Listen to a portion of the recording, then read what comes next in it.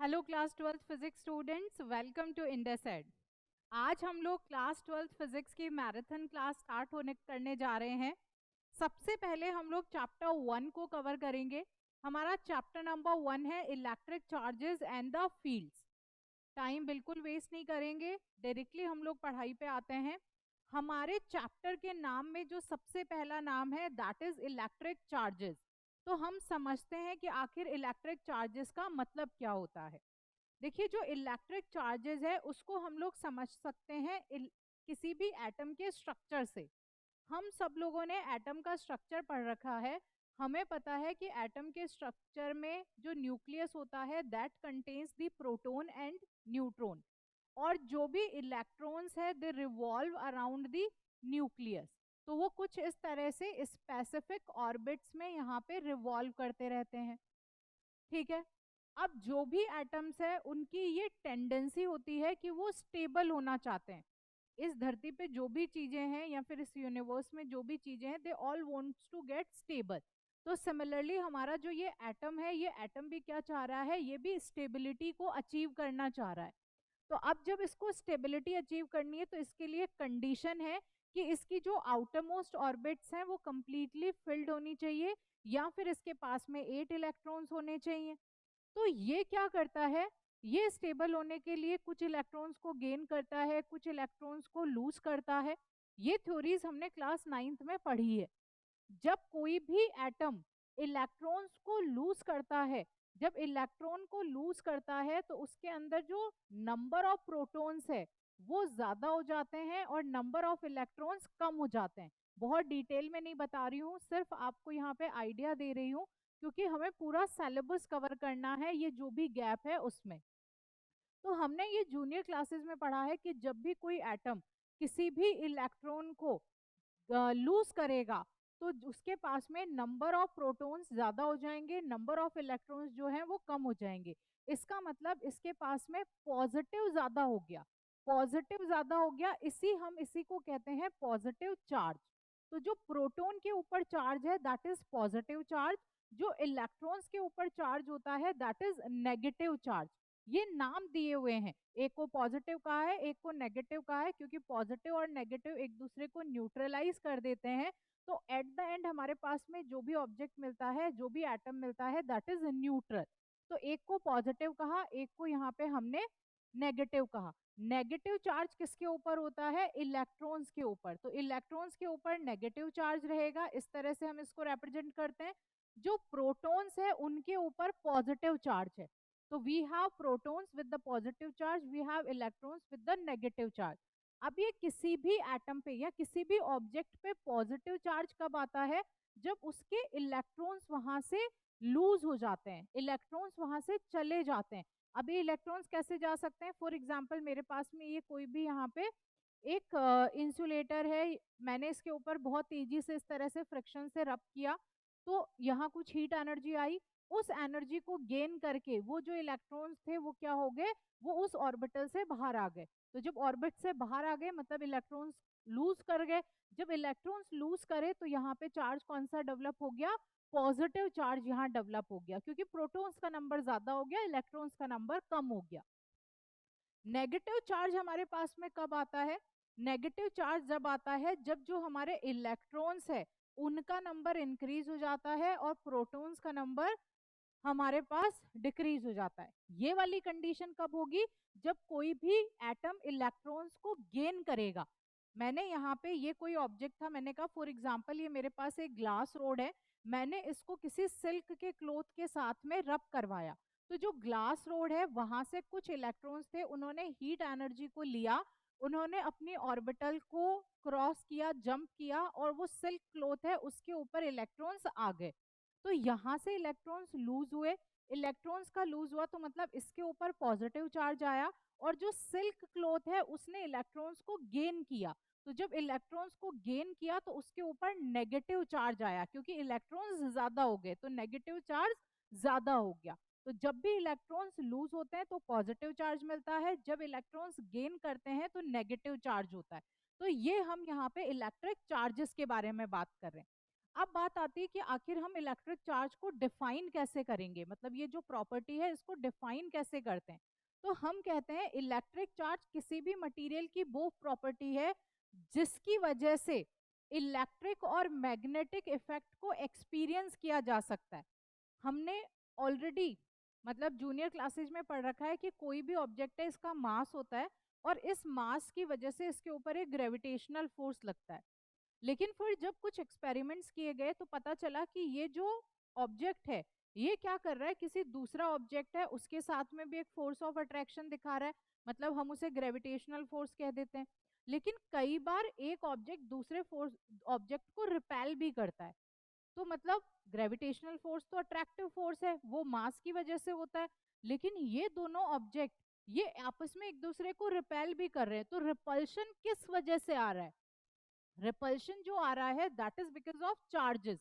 अगर यहाँ पे भी पॉजिटिव चार्ज है, यहाँ पे भी पॉजिटिव चार्ज है, तो लाइक चार्जेस क्या करेंगे, एक दूसरे को रिपेल करेंगे। और ये रिपल्सिव फोर्स की जो प्रॉपर्टी है वो किसकी वजह से है, that is because of the electric charge.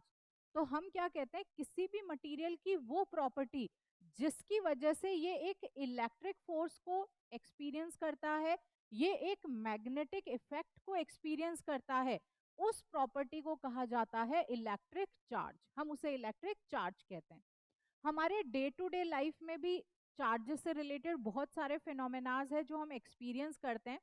जैसे कि सर्दियों के टाइम में अगर हम स्वेटर को रिमूव करते हैं तो हमें एक हल्का सा क्रैकलिंग साउंड सुनाई देता है। अब वो क्रैकलिंग साउंड क्यों सुनाई दे रहा है, क्योंकि वो स्वेटर जब हमने पहना हुआ था तो हमारी बॉडी के साथ में कंटिन्यूएशन में वो स्वेटर फ्रिक्शन में था। अब कंटिन्यूएशन में हमारी बॉडी से फ्रिक्शन होने की वजह से वहां पे कुछ चार्जेस डेवलप हो गए, कुछ पॉजिटिव चार्जेस कुछ नेगेटिव चार्जेस। जब हमने उस स्वेटर को रिमूव किया तो वो पॉजिटिव और नेगेटिव चार्जेस आपस में कोलाइड किए और कोलाइड करने से वहां पे हल्के हल्के स्पार्क्स प्रोड्यूस हुए और वो एक क्रैकलिंग साउंड हमें सुनाई दिया। सेम टू सेम जो चार्जेस का फिनोमेना है वो हमें लाइटनिंग के केस में भी दिखाई देता है।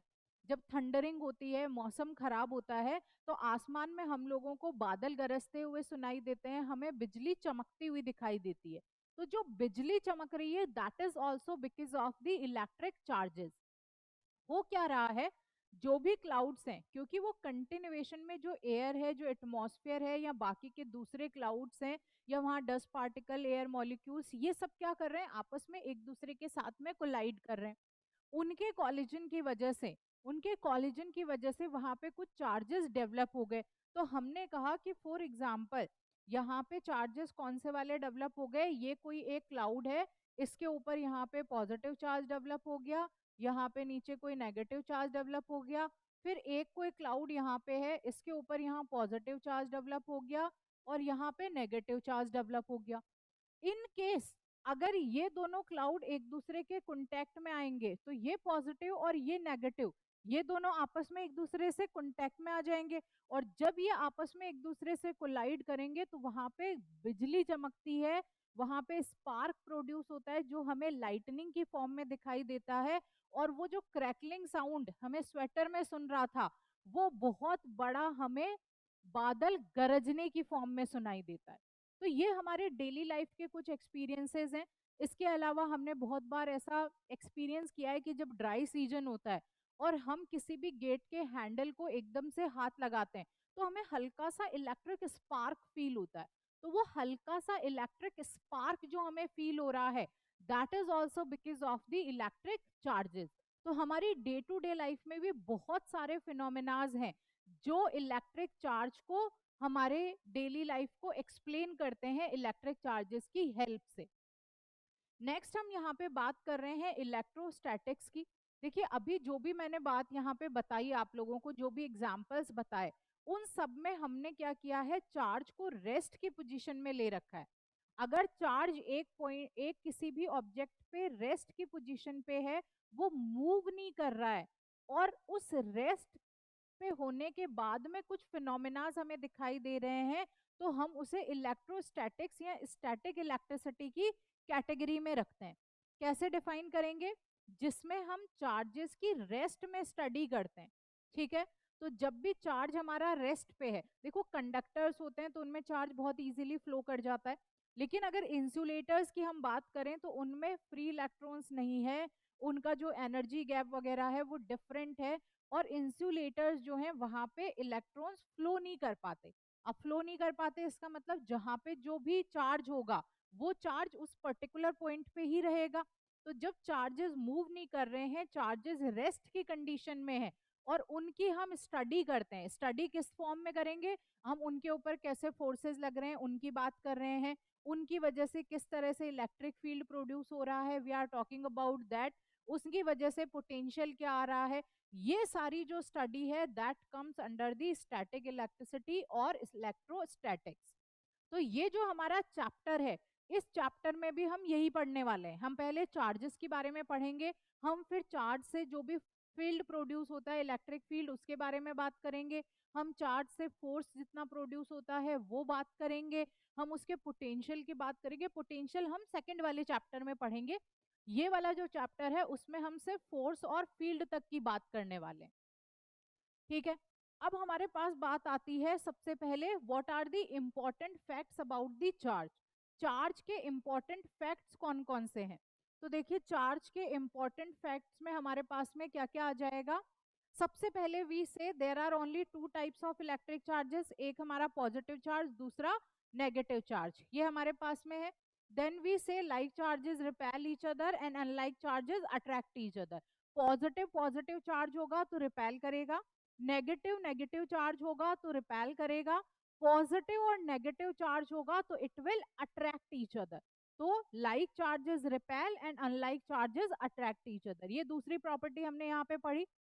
तीसरा हम क्या कहते हैं कि कोई भी एक ऑब्जेक्ट है, अगर उसके ऊपर same number of positive charge है, same number of negative charges हैं, तो वो दोनों एक दूसरे के इफेक्ट को नलीफाई कर देते हैं, और उस पे जो टोटल चार्ज होता है दैट इज जीरो, मतलब वो न्यूट्रल हो जाता है। इन शॉर्ट हम कह सकते हैं पॉजिटिव चार्ज नेगेटिव चार्ज को नलीफाई कर देता है, उसको कैंसिल आउट कर देता है। तो ये हम लोगों ने यहाँ पे बात की। ठीक है, और जो ये नाम दिया है चार्जेस को, पॉजिटिव एंड नेगेटिव, वो एक अमेरिकन साइंटिस्ट थे बेंजामिन फ्रैंकलिन, उन्होंने ये नाम दिए थे, ताकि कोई कंफ्यूजन, मतलब नाम हम किस लिए देते हैं, कुछ एक कोई कंफ्यूजन क्रिएट ना हो, कन्वीनियंस हम लोगों को हो जाए उसके लिए। चलो, तो ये हमारे पास में यहाँ पे बात हो गई है। नेक्स्ट हम बात करते हैं, द बॉडी और atom can be charge positively by losing the electrons, जो मैंने आपको बता दिया। कोई भी ऑब्जेक्ट है उस पर नेगेटिव चार्ज कब आएगा, जब वो इलेक्ट्रॉन्स को गेन करेगा। तो ये हमारी बात होगी। उसके बाद में हमारे पास में आता है कि एक ऐसा एपरेटस जो चार्जेस को डिटेक्ट करने के काम आता है, उसका नाम है गोल्ड लीफ इलेक्ट्रोस्कोप। बहुत ज्यादा बड़ा नहीं होगा वैसे तो, आई थिंक अभी वाला नया जो हमारा सिलेबस है उससे ये गोल्ड लीफ इलेक्ट्रोस्कोप हट ही गया है, बट पहले कभी एक नंबर में आ जाया करता था कि मतलब कौन सा ऐसा एपरेटस है जो चार्जेस को डिटेक्ट करने के काम आता है, तो that is gold leaf electroscope.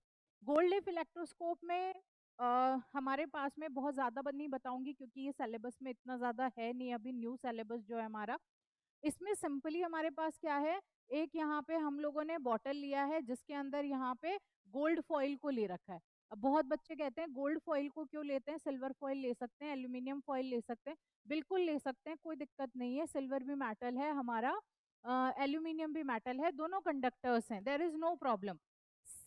Gold को क्यों लिया जाता है, गोल्ड को इसलिए लेते हैं क्योंकि गोल्ड एक तो बहुत ज्यादा मैलेबल है, it is the most malleable atom, तो इसकी बहुत पतली पतली थिन शीट्स बनाई जा सकती है। दूसरा, ये इसकी स्ट्रेंथ बहुत ज्यादा होती है, तो जो थिन शीट्स हैं वो भी ऐसी नहीं होगी कि आपने हल्का सा, मतलब अगर आप देखें सिल्वर फॉइल को देखें जो काजू कतली के ऊपर लगा हुआ होता है, आप हल्का सा फोर्स लगाते हैं वो ब्रेक हो जाता है, लेकिन जो हमारा गोल्ड फॉइल होगा उसकी स्ट्रेंथ थोड़ी ज्यादा होती है, तो वो इतने कम फोर्स में ब्रेक डाउन नहीं होता, वो अपनी पर्टिकुलर जो शेप एंड साइज है उसको रखता है, तो इसलिए हम यहाँ पे गोल्ड फॉइल का यूज करते हैं। ये इलेक्ट्रोस्कोप सिंपली ये कहता है, अगर यहाँ पे हम किसी चार्ज रोड को लेकर आते हैं, तो ये जो भी चार्ज रोड है ये चार्ज रोड को हमने यहाँ पे एक कंडक्टर लगा रखा है, मेटल की प्लेट, उससे जब हम इसके पास लाएंगे, टच करवाएंगे, तो ये जो पॉजिटिव चार्ज है वो पॉजिटिव चार्ज इसके ऊपर ट्रांसफर होगा, ट्रांसफर होके ये चार्ज यहाँ पे नीचे आएगा और इन गोल्ड फॉइल्स के ऊपर भी हो जाएगा। अब इस वाली गोल्ड फॉइल पे भी पॉजिटिव चार्ज, इस वाली गोल्ड फॉइल पे भी पॉजिटिव चार्ज। पॉजिटिव पॉजिटिव क्या करते हैं, दे रिपेल ईच अदर। अगर कम पॉजिटिव चार्ज है तो जो रिपल्शन है वो कम होगा, ज्यादा है तो रिपल्शन ज्यादा होगा। और इस तरह से हम डिटेक्ट कर सकते हैं चार्ज को by using the gold leaf electroscope. Now let's come to some other properties of the charge. Other properties of charge हमारी क्या कहती है कि अगर हमारे पास में कोई भी चार्ज है और उसका जो वेलोसिटी है, मतलब ये क्या क्या चीजें दे सकता है, जो भी चार्ज है हमारे पास में, इस चार्ज से हम लोगों को एक तो इलेक्ट्रिक फील्ड मिल जाता है, मतलब जो भी चार्ज होगा उसके आसपास का एक एरिया होगा जिसमें उसकी वजह से हम इलेक्ट्रिक फोर्स को एक्सपीरियंस कर सकते हैं, उसकी स्ट्रेंथ को एक्सपीरियंस कर सकते हैं। तो जो भी चार्ज होता है उसके चारों तरफ एक एरिया प्रेजेंट होता है जिसमें जिसमें उस चार्ज की वजह से एक फोर्स लगता है, that area is known as electric field. तो चार्ज क्या करेगा, चार्ज एक इलेक्ट्रिक फील्ड यहाँ पे प्रोड्यूस करेगा। दूसरा हम कहते हैं कि अगर हमारे पास में कोई चार्ज है जो किसी कांस्टेंट वेलोसिटी के साथ में मूव कर रहा है, तो अगर कांस्टेंट वेलोसिटी से मूव कर रहा है तो मूविंग जो चार्ज होगा वो इलेक्ट्रिक फील्ड भी प्रोड्यूस करता है, उसके साथ साथ में वो मैग्नेटिक फील्ड को भी प्रोड्यूस करता है। तो ये इलेक्ट्रिक और मैग्नेटिक फील्ड दोनों को बताएगा जब भी कोई चार्ज मूव कर रहा है। यहाँ पे रेस्ट में था, यहाँ पे मूव कर रहा है but with the constant velocity. तीसरा केस हमारा कहता है अगर कोई चार्ज है और वो कांस्टेंट वेलोसिटी के साथ मूव नहीं कर रहा, वो वेरिएबल वेलोसिटी के साथ मूव कर रहा है, जो वेलोसिटी है वो कंटिन्यूएशन में चेंज हो रही है, तो वहां पे इलेक्ट्रिक फील्ड भी होगा, मैग्नेटिक फील्ड भी होगा और इलेक्ट्रोमैग्नेटिक वेव्स भी होंगी। तो पहला केस हमारे पास में चार्ज है बट रेस्ट में है, रेस्ट में है तो उसके चारों तरफ एक इलेक्ट्रिक फील्ड आप एक्सपीरियंस कर सकते हैं। दूसरा केस, हमारे पास में चार्ज है और चार्ज कैसा है, मूव कर रहा है, वो किसी वेलोसिटी के साथ में मूव कर रहा है, वेलोसिटी कांस्टेंट है, क्या प्रोड्यूस करेगा, इलेक्ट्रिक फील्ड प्रोड्यूस करेगा, मैग्नेटिक फील्ड प्रोड्यूस करेगा। तीसरा केस हम बात करते हैं, तीसरे वाले केस में क्या हो रहा है, जो भी चार्ज है हमारे पास में वो मूव कर रहा है और वेलोसिटी कांस्टेंट नहीं है, अब वेलोसिटी वेरिएबल है। तो जब वेरिएबल वेलोसिटी के साथ में कोई भी चार्ज मूव करता है तो ये इलेक्ट्रिक फील्ड भी प्रोड्यूस करता है, मैग्नेटिक फील्ड भी प्रोड्यूस करता है और इलेक्ट्रोमैग्नेटिक वेव्स भी प्रोड्यूस करता है, जिनके बारे में हम लोग बात करेंगे ईएम वेव्स वाले चैप्टर में, बहुत डिटेल में बात करने वाले हैं हम उसके बारे में। चलिए, उसके बाद में हम कहते हैं कि अगर हमारे पास में कोई भी यूनिफॉर्म सरफेस है, अगर कोई यूनिफॉर्म सरफेस है तो उसके ऊपर जो भी चार्ज होगा वो यूनिफॉर्मली डिस्ट्रीब्यूट हो जाएगा। लेकिन अगर नॉन यूनिफॉर्म सरफेस है, फॉर एग्जाम्पल हमारे पास में कोई सरफेस है जो कुछ इस तरीके से है, यहाँ पे इस तरीके से, ये यूनिफॉर्म सरफेस था सर्किल, तो इसके ऊपर जो चार्ज का डिस्ट्रीब्यूशन हुआ वो कैसा हो गया, वो यूनिफॉर्म हो गया। अब ये जो दूसरा वाला केस है, इसमें क्या हो रहा है, यहाँ पे अगर मैं कोई पॉइंट लूं और उससे एक रेडियस ड्रॉ करके यहाँ पे एक सर्किल ड्रॉ करूं, तो ये बहुत ही छोटा सा सर्किल है और उस सर्किल की रेडियस बहुत ही कम है। अगर मैं यहाँ पे कोई पॉइंट लेती हूँ और उसमें यहाँ पे इस तरह से सर्किल बनाऊं तो इसकी रेडियस थोड़ी सी ज्यादा आती है। तो जहाँ पे रेडियस कम आएगी वहां पे जो चार्जेस की डेंसिटी है दैट विल बी हायर, जहाँ पे रेडियस हमारी ज्यादा होती है वहां पे चार्जेस की density will be lesser. In short हम कह सकते हैं the charge density is inversely proportional to the radius.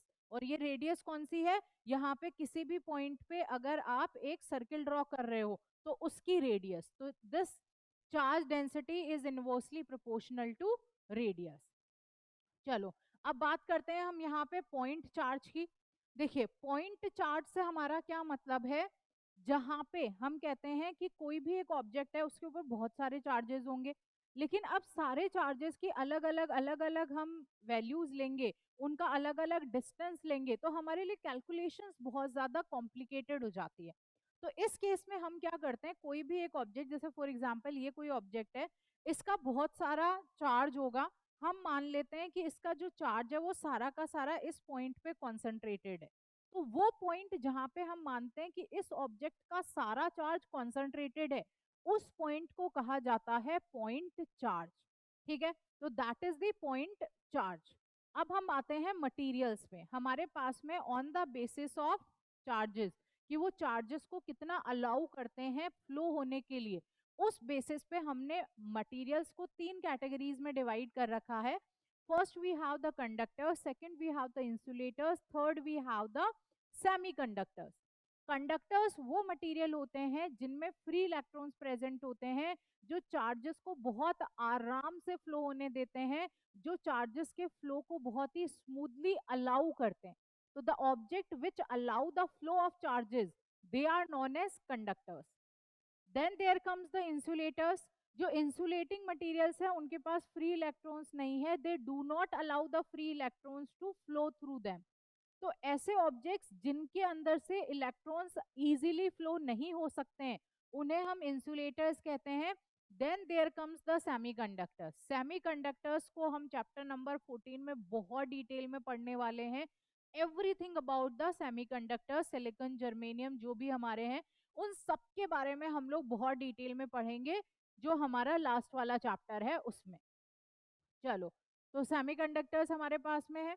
Then there comes the properties of electric charge. देखो ये वाली जो चीज है ये थोड़ी सी इंपॉर्टेंट है।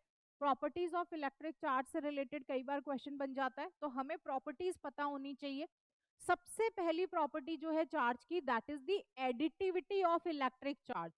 एडिटिविटी ऑफ इलेक्ट्रिक चार्ज से मतलब है कि हमारे पास कोई एक ऑब्जेक्ट है, इस ऑब्जेक्ट के पास में यहाँ पे Q1, Q2, Q3, Q4 ऐसे करके बहुत सारे चार्जेस प्रेजेंट है। हमने कहा Q4 minus Q5 plus Q6 minus Q7, ऐसे करके इसके ऊपर बहुत सारे चार्जेस प्रेजेंट है।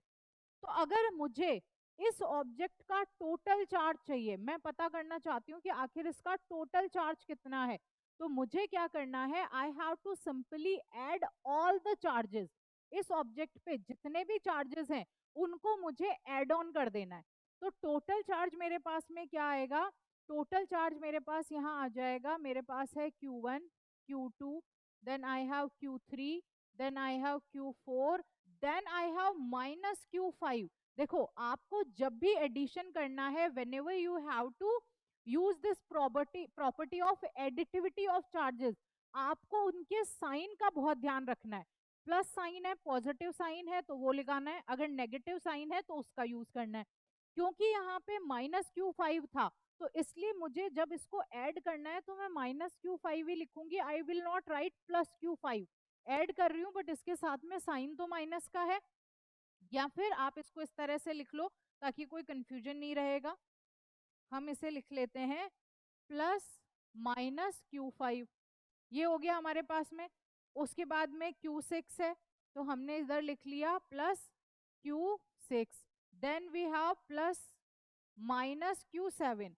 अब देखो अगर माइनस अंदर है तो वो प्लस माइनस तो माइनस ही होता है, तो अगेन जब हम इसको सॉल्व करेंगे तो ये माइनस हो जाएगा यहाँ पे, और ये वाली चीज भी यहाँ पे माइनस हो जाएगी। तो ये टोटल चार्ज आएगा इस ऑब्जेक्ट के ऊपर। तो हमें एडिटिविटी ऑफ चार्जेस क्या कहती है, अगर किसी भी ऑब्जेक्ट पे बहुत सारे चार्जेस प्रेजेंट है तो उस ऑब्जेक्ट पे जो टोटल चार्ज होगा that will be the sum of दो चार्जेस।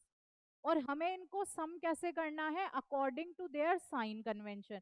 साइन क्या है, पॉजिटिव है तो पॉजिटिव रखो, नेगेटिव है तो नेगेटिव रखो, अकॉर्डिंगली हमें उसे ऐड कर देना है और आपको यहाँ पे टोटल चार्ज मिल जाएगा। नेक्स्ट हम बात कहते हैं कि जो भी चार्जेस हैं they follow the property of conservation. तो charges are always conserve, they can neither be created nor be destroyed. या फिर हम कह सकते हैं for an isolated system the total charge of the system is always zero. कैसे कहेंगे हम, मैंने कहा फॉर एग्जाम्पल, हमने एक एग्जाम्पल लिया था कि एक ग्लास रोड है, ये सिलिकॉन का हमारे पास सिल्क का क्लोथ है। जब इस ग्लास रोड पे सिल्क के क्लोथ को हम बहुत तेजी से रब करवाते हैं तो ग्लास रोड पे पॉजिटिव चार्ज आ जाता है और जो हमारा सिल्क क्लोथ है उस पर नेगेटिव चार्ज आ जाता है। अब ऐसा क्यों हुआ, क्योंकि यहाँ से जो चार्ज इलेक्ट्रॉन्स थे वो ग्लास रोड से सिल्क पे चले गए, तो इस पे पॉजिटिव आया और सिल्क पे नेगेटिव आया। लेकिन आप यहाँ देखो कि यहाँ पे कोई चार्ज मतलब क्रिएट नहीं हुआ, डिस्ट्रॉय नहीं हुआ। इलेक्ट्रॉन्स यहाँ से वहां गए हैं, इलेक्ट्रॉन्स यहाँ से वहां गए, इसका मतलब यहाँ पे पॉजिटिव नंबर ज्यादा हो गया, यहाँ पे नेगेटिव नंबर ज्यादा हो गया, तो हमने इसे नेगेटिव कह दिया, हमने इसे पॉजिटिव कह दिया। But there is no creation of any other material, किसी नए सब्सटेंस का क्रिएशन नहीं हुआ है, सिर्फ नंबर ऑफ प्रोटॉन ज्यादा हुए हैं एक में नंबर ऑफ इलेक्ट्रॉन्स ज्यादा हुए हैं। और वही अगर हम उन दोनों को वापस थोड़ी देर बाद पास में लेके आएंगे तो they will neutralize each other. जितना फॉर एग्जाम्पल 5 पॉजिटिव चार्ज यहाँ आया है, तो same to same 5 negative charge इस पे भी आएगा। ऐसा नहीं होगा यहाँ पे 5 पॉजिटिव और यहाँ पे 15 negative, that will never happen. जितना पॉजिटिव चार्ज है उतना ही इसके ऊपर नेगेटिव चार्ज रहेगा। तो this is how for an isolated system the total charge is always conserved, charge can neither be created nor be destroyed, it always follows the law of conservation. ठीक है, मास के case में तो हम फिर भी कहते हैं कि मास को एनर्जी में कन्वर्ट किया जा सकता है, ठीक है, लेकिन चार्जेस जो है हमारे they are always conserved, they cannot be created, they cannot be destroyed. Then there comes the quantization of charge. देखो जो क्वांटाइजेशन ऑफ चार्ज है उसका मतलब है कि फ्रैक्शंस नहीं होंगे। ऐसा नहीं होगा कि 1/2 है, 3/4 है, 1/4 है, ऐसा नहीं है। कोई भी इलेक्ट्रॉन है वो 1 होगा, 2 होगा, 3 होगा, 4 होगा, इस तरह से रहेगा। तो 1 इलेक्ट्रॉन, 2 इलेक्ट्रॉन, 3 इलेक्ट्रॉन्स, 4 इलेक्ट्रॉन्स, इस तरह से क्वांटाइजेशन रहेगा। ऐसा नहीं होगा कि हमने कहा कि यहाँ पे हमारे पास में चार्ज कितना है, तो चार्ज हमारे किसी भी इलेक्ट्रॉन का चार्ज कितना होता है, 1.6 into 10⁻⁹ coulomb. Coulomb is the SI unit of charge. तो ये हमारे पास में इलेक्ट्रॉन का चार्ज आ गया, नेगेटिव इलेक्ट्रॉन का है, प्रोटॉन का भी सेम चार्ज होता है but that is positive 1.6 into 10⁻⁹ coulomb. अब जब हम चार्ज की बात कर रहे हैं तो ये तो हमें पता ही है कि ये चीज तो है ऑलरेडी, इतना चार्ज तो है। अब चार्जेस है कितने, एक चार्ज है, दो है, तीन है, चार है, पांच है, वो नंबर हम क्या लिख लेते हैं, यहाँ पे लिख लेते हैं। अब इसको हम एन से रिप्रेजेंट कर रहे हैं, तो एन हमारा 1 हो सकता है, 2 हो सकता है, 3 हो सकता है, 4 हो सकता है, 5 हो सकता है, 0 हो सकता है। ऐसे इंटीग्रल नंबर होगा ये, ऐसे नहीं होगा 1/2 है, 3/4 है, 1/4 है, ऐसा नहीं होगा। तो मतलब फ्रैक्शंस नहीं प्रेजेंट है, सीधा सीधा ऐसे। आप क्लास के अंदर 50 बच्चे बैठे हो, आप क्लास के अंदर दो बच्चे बैठे हो, तीन बैठे हो, चार बैठे हो, ऐसे थोड़ा ना है कि 1.5 बच्चा बैठा है, 2.5 बच्चा बैठा है, 2.75 बैठा है, ऐसा तो नहीं होता। तो सिमिलरली चार्जेस के केस में भी चार्ज भी 1.5 नहीं होगा, 2.5 नहीं होगा, 2.75 नहीं होगा, 2.25 नहीं होगा, वो भी कैसा होगा, 2 होगा, 3 होगा, 4 होगा, 5 होगा। तो this is the quantization of electric charge. कैसे हम इसको लैंग्वेज में लिखेंगे, the electric charge on a body is always an integral multiple of e, that is called quantization of charge. लिखा कैसे जाएगा, Q is equals to plus minus n e. N हमारा किसके बराबर होता है, 0 1 2 3 4 nth वैल्यू तक, और जो ई है that is 1.6 into 10⁻⁹ coulomb. Q is equals to any वाला जो फॉर्मूला है, इट इज इम्पॉर्टेंट फॉर्मूला, बहुत बार आपको जो भी न्यूमेरिकल्स आते हैं उनमें यूज हो जाता है, तो आप इसको भी स्टार मार्क करके रख लेंगे। आगे चलते हैं। फिर ये जो है हमारे पास में that is Millikan's oil drop experiment है, ये भी आपके सिलेबस से हट गया है। ये बस जो चार्ज की वैल्यू है, जो कितना है, क्या है, मास कितना है उसका, चार्ज कितना है, उसको फाइंड आउट करने के लिए था, but now this is not in the syllabus, तो हम इसको कंप्लीट नहीं कर रहे हैं यहाँ पे। हम बात करते हैं अब मेथड्स ऑफ चार्जिंग। देखो मेथड्स ऑफ चार्जिंग जो हमारे पास में है, उसके अंदर हमारे पास सबसे पहला मेथड है that is charging by friction. अगर आपने बचपन में बहुत बार ऐसा किया होगा कि एक स्केल लेते हैं हम, उस स्केल को अपने बालों में बहुत तेजी से रब करते हैं, हम छोटे छोटे पेपर के पीसेस लेते हैं, उस स्केल को लेके जाते हैं उन पेपर पीसेस के पास में, और वो स्केल उनको अट्रैक्ट कर लेती है। तो हमने सिंपली यहाँ पे क्या किया, उस स्केल को अपने बालों से रब किया, रब करना मतलब फ्रिक्शनल फोर्स। उस फ्रिक्शन से उस स्केल के ऊपर कुछ चार्जेस डेवलप हो गए, और जब हम पेपर के पास लेके आए तो पेपर को उन्होंने अट्रैक्ट कर लिया। तो this is how the charges जो हैं वो हमारा कंडक्शन, मतलब मेथड्स ऑफ चार्जिंग, मतलब चार्जेस किस तरह से यहाँ पे चार्जिंग की जा रही है किसी भी ऑब्जेक्ट की। बलून्स के साथ में भी सेम केस होता है। हम बलून लेते हैं अपने माथे से, उसको बालों में बहुत तेजी से फ्रिक्शन करवाते हैं, फिर दीवार पे लगा देते हैं, तो वो दीवार पर चिपका हुआ रहता है, तो उनमें फोर्स ऑफ अट्रैक्शन आ गया। तो that is also a method of charging by using the frictional force. Friction के बाद हमारे पास में है चार्जिंग बाय कंडक्शन। देखो चार्जिंग बाय कंडक्शन में हम क्या कर रहे हैं, यहाँ पे एक कोई भी मेटल ऑब्जेक्ट लिया है हम लोगों ने, ये एक हमारा मेटल ऑब्जेक्ट है, हमारे पास में दूसरा मेटल ऑब्जेक्ट है, ये अनचार्ज मेटल ऑब्जेक्ट है, this is charge metal object.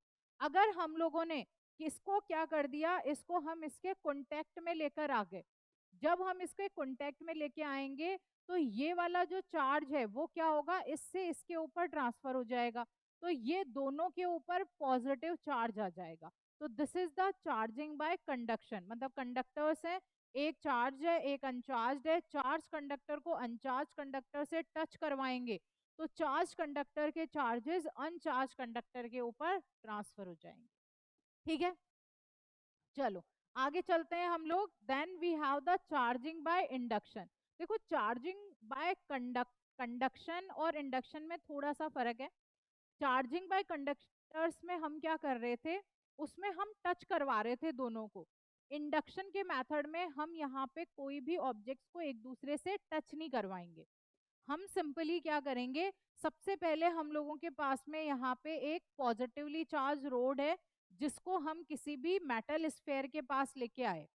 जब पहले ये मेटल स्फेयर यहाँ पे इस तरह से ले लो, यहाँ पे ये एक रोड है जो पॉजिटिव है, जब ये पॉजिटिवली चार्ज रोड इस मेटल स्फेयर के पास में आएगी, थोड़ा दूर दूर बनाते हैं क्योंकि टच नहीं कर रहे हैं ये, ठीक है, तो ये हमारा स्फेयर, ये हमारे पास में एक ग्लास रोड जिसपे पॉजिटिव चार्ज है। अब ग्लास रोड का पॉजिटिव चार्ज यहाँ पे, इस पॉजिटिव चार्ज को अट्रैक्ट करने के लिए यहाँ पे सारे नेगेटिव चार्जेस इकट्ठे हो जाएंगे। तो ये जो भी कंडक्टर है उसका नेगेटिव चार्ज सारा इधर आ गया और पॉजिटिव क्या हो गया इधर, क्योंकि negative positive negative they attract each other, unlike charges attract each other. तो कोई पॉजिटिव चार्ज यहाँ पे ग्लास रोड पे पास आता हुआ दिखाई दिया तो नेगेटिव ने कहा पॉजिटिव आ रहा है मैं तो वहीं जाऊंगा, तो वो क्या हो गया यहाँ से खिसक के इधर हो गया, तो नेगेटिव सारा शिफ्ट हो गया एक साइड में, पॉजिटिव हमारा इधर रह गया। दूसरे केस में हम क्या करते हैं, ये जो पॉजिटिव वाला एंड है इसको हम ग्राउंड कर देते हैं, हम इसकी अर्थिंग कर देते हैं। तो ग्राउंड अर्थिंग ये हम थर्ड वाला चैप्टर करंट इलेक्ट्रिसिटी इसमें और ज्यादा डिटेल में पढ़ेंगे हम। जब हमने इसको ग्राउंड कर दिया तो पॉजिटिव सारा चार्ज तो हमारा यहाँ पे ग्राउंड हो गया, इसकी तो अर्थिंग होगी, बचा क्या सिर्फ और सिर्फ नेगेटिव चार्ज। अब हम क्या करते हैं, इस ग्लास रोड को इसके पास से हटा देते हैं। जब ग्लास रोड को हटा देंगे तो क्या हो जाएगा, इसमें सिर्फ और सिर्फ नेगेटिव चार्ज बचेगा और वो नेगेटिव चार्ज कुछ इस तरह से डिस्ट्रीब्यूट हो जाएगा। हमने क्या किया, हमने एक नॉर्मल कंडक्टिंग स्फेयर था, कोई कंडक्टर स्फेयर था जिसके ऊपर कोई चार्ज नहीं था, उसके पास में पॉजिटिव रोड को लाके हमने इसको नेगेटिवली चार्ज कर दिया। अगर आपको किसी भी स्फेयर को पॉजिटिवली चार्ज करना है तो आप यहाँ पे कंडक्टिंग रोड कौन सी लोगे, नेगेटिव चार्ज की। ठीक है, तो इस तरह से ये पूरा प्रोसेस फॉलो करके charging by induction can happen. तो अभी हमने तीन मेथड पढ़े हैं चार्ज करने के, एक फ्रिक्शन से, एक कंडक्शन से, एक इंडक्शन से। फ्रिक्शन में सिंपली ऑब्जेक्ट्स को एक दूसरे से रब करना है, पॉजिटिव और नेगेटिव चार्जेस डेवलप हो जाएंगे, बट ऐसा नहीं है कि आप रैंडमली कोई भी ऑब्जेक्ट उठाओ उनको एक दूसरे से रब करो और उनके पास में चार्जेस डेवलप हो जाएंगे, ऐसा नहीं होगा।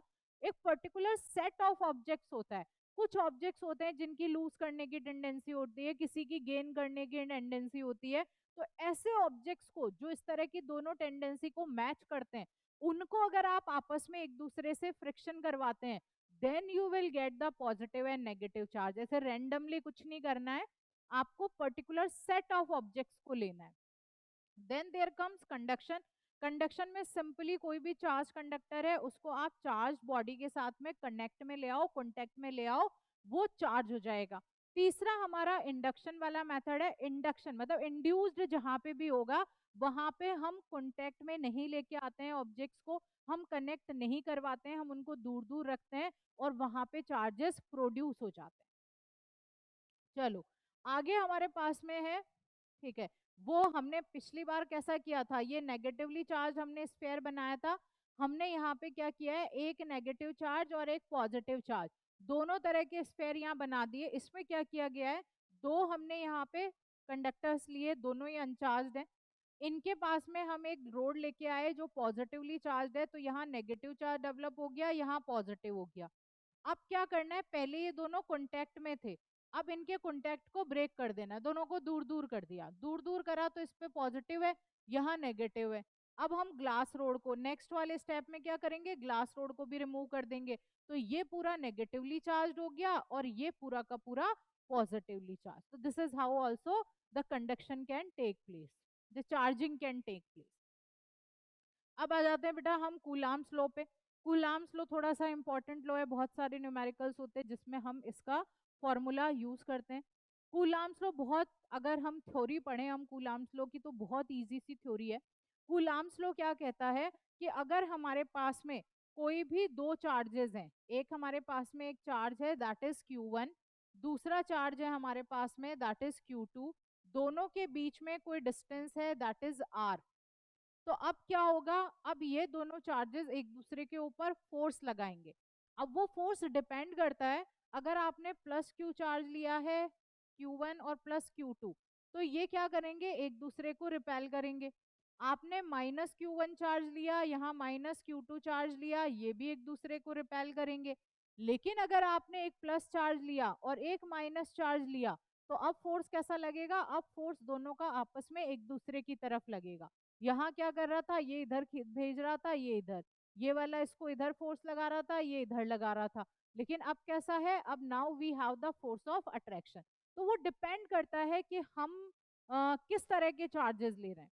But most of the time जो हम टेस्ट चार्ज लेते हैं, वो टेस्ट चार्ज हमने एक प्रॉपर साइन कन्वेंशन बना रखा है कि टेस्ट चार्ज हम हमेशा पॉजिटिव लेंगे, नेगेटिव भी ले सकते हैं, लेकिन जितनी भी बुक्स हैं उन सब में पॉजिटिव टेस्ट चार्ज को लेके ही सारे डेरिवेशन किए हुए हैं। तो हम भी जितने भी डेरिवेशन करेंगे सब में हम टेस्ट चार्ज को पॉजिटिव ही रखेंगे। चलो, तो हमारे पास में यहाँ पे आपके पास में कूलाम्स लॉ है। कूलाम्स लॉ क्या कहता है, कूलाम्स लॉ आपको कहता है कि अगर कोई भी दो चार्जेस आपके पास में प्रेजेंट है Q1 और Q2, तो इन दोनों के और बीच में दोनों के डिस्टेंस है R, तो इन दोनों के ऊपर एक फोर्स लगता है। और उस फोर्स का नेचर कैसा होगा, उस फोर्स का नेचर होता है कि that force is directly proportional to product of the two charges, Q1 Q2 के प्रोडक्ट के बराबर होगा पहला। ये जो फोर्स है it is inversely proportional to the square of the distance between them. तो हमारे पास में एक इक्वेशन क्या आई कि force is directly proportional to the product of the two charges. दूसरा हमने कहा the force is inversely proportional to the square of the distance between them. जब हम इन दोनों इक्वेशंस को मर्ज करते हैं तो आपको क्या मिल जाता है, F is directly proportional to Q1 Q2 upon R square, ये मिल गया। जो प्रोपोर्शनैलिटी का साइन है उसको जब हम हटाएंगे तो यहाँ पे एक प्रोपोर्शनैलिटी कांस्टेंट लगाना है, तो वो प्रोपोर्शनैलिटी कांस्टेंट हमारा लगेगा यहाँ पे K, Q1 Q2 upon R square. और जो ये K है इसे हम कहते हैं इलेक्ट्रोस्टैटिक कांस्टेंट, इसकी वैल्यू होती है 9 इंटू 10⁹ ठीक है। तो ये कांस्टेंट हम लोगों को यहाँ मिल गया। इस कांस्टेंट की वैल्यू भी निकाली जा सकती है, फॉर्मूला भी निकाला जा सकता है। कैसे, इस R को इधर ले आओ तो F dot R square which is equals to K Q1 into Q2। अब हम क्या करेंगे, K की वैल्यू चाहिए हमें, तो F dot R square divided bye Q1 into Q2। Charge 1 1 coulomb का ले लो, फोर्स 1 न्यूटन का ले लो, रेडियस हमारी 1 1, तो उस हिसाब से हम यहाँ पे F is equals to K आएगा एंड ऑल, जितना फोर्स होगा that will be the value of K। तो इस तरह से हम कूलाम्स लॉ को सिंपली डिराइव कर लेते हैं। तो this is the formula for coulomb's force. F is equal to K Q1 Q2 upon R square. जो K है हमारा उसकी वैल्यू होती है 1/4πε0। तो बहुत बार ये वाला जो हमारा यहाँ पे आया है इसको हम लिख सकते हैं F is equal to 1/4πε0 Q1 Q2 upon R square. और K की वैल्यू क्या है 9 × 10⁹ न्यूटन मीटर स्क्वायर पर कूलाम स्क्वायर। जो एप्साइलन नॉट है इसकी वैल्यू होती है 8.85 × 10⁻⁻12 कूलाम स्क्वायर पर न्यूटन मीटर स्क्वायर। ये हमारा हुआ सिंपली कूलाम्स लॉ। लेकिन अब इस कूलाम्स लॉ को हमें वेक्टर फॉर्म में लिखना है। वेक्टर फॉर्म में क्यों? क्योंकि डायरेक्शन इज इंपॉर्टेंट। जब भी हम फिजिक्स पढ़ते हैं, जब मैं क्लास 11th में आपको फर्स्ट डे आपको जब फिजिक्स की क्लास लेती हूँ तो आई से दैट फिजिक्स में डायरेक्शंस इंपॉर्टेंट है, दे आर वेरी इंपॉर्टेंट।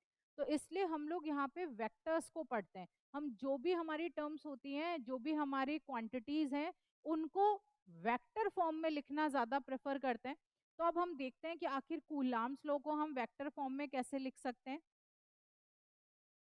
बीच में स्पेस नहीं है बेटा इसमें, चलो स्पेस नहीं है तो हम ऐसा करते हैं,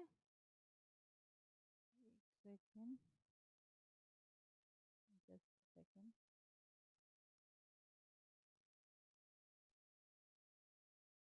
चलो ये हमारे पास में बोर्ड पे हम एक बार इसको करके देख लेते हैं, दैट विल बी इजी। वहां पे स्पेस नहीं है। देखो चलो, हमने कहा कोई भी एक चार्ज है आपका Q1, हमारे पास में यहाँ पे एक चार्ज है Q2। ये इसका कोई पोजीशन है, यहाँ पे इसकी पोजीशन ये वाली है। अब इन चार्जेस के बीच में मैंने कहा फॉर एग्जांपल ये भी प्लस का चार्ज है हमारा, ये भी प्लस का चार्ज है। तो ये Q1 चार्ज इस पे एक फोर्स ऑफ रिपल्शन लगा रहा होगा इधर की साइड में। तो इस Q2 के ऊपर Q1 की वजह से एक फोर्स लग रहा होगा, तो force on second charge due to the one, जिसका डायरेक्शन कुछ इधर की साइड में है।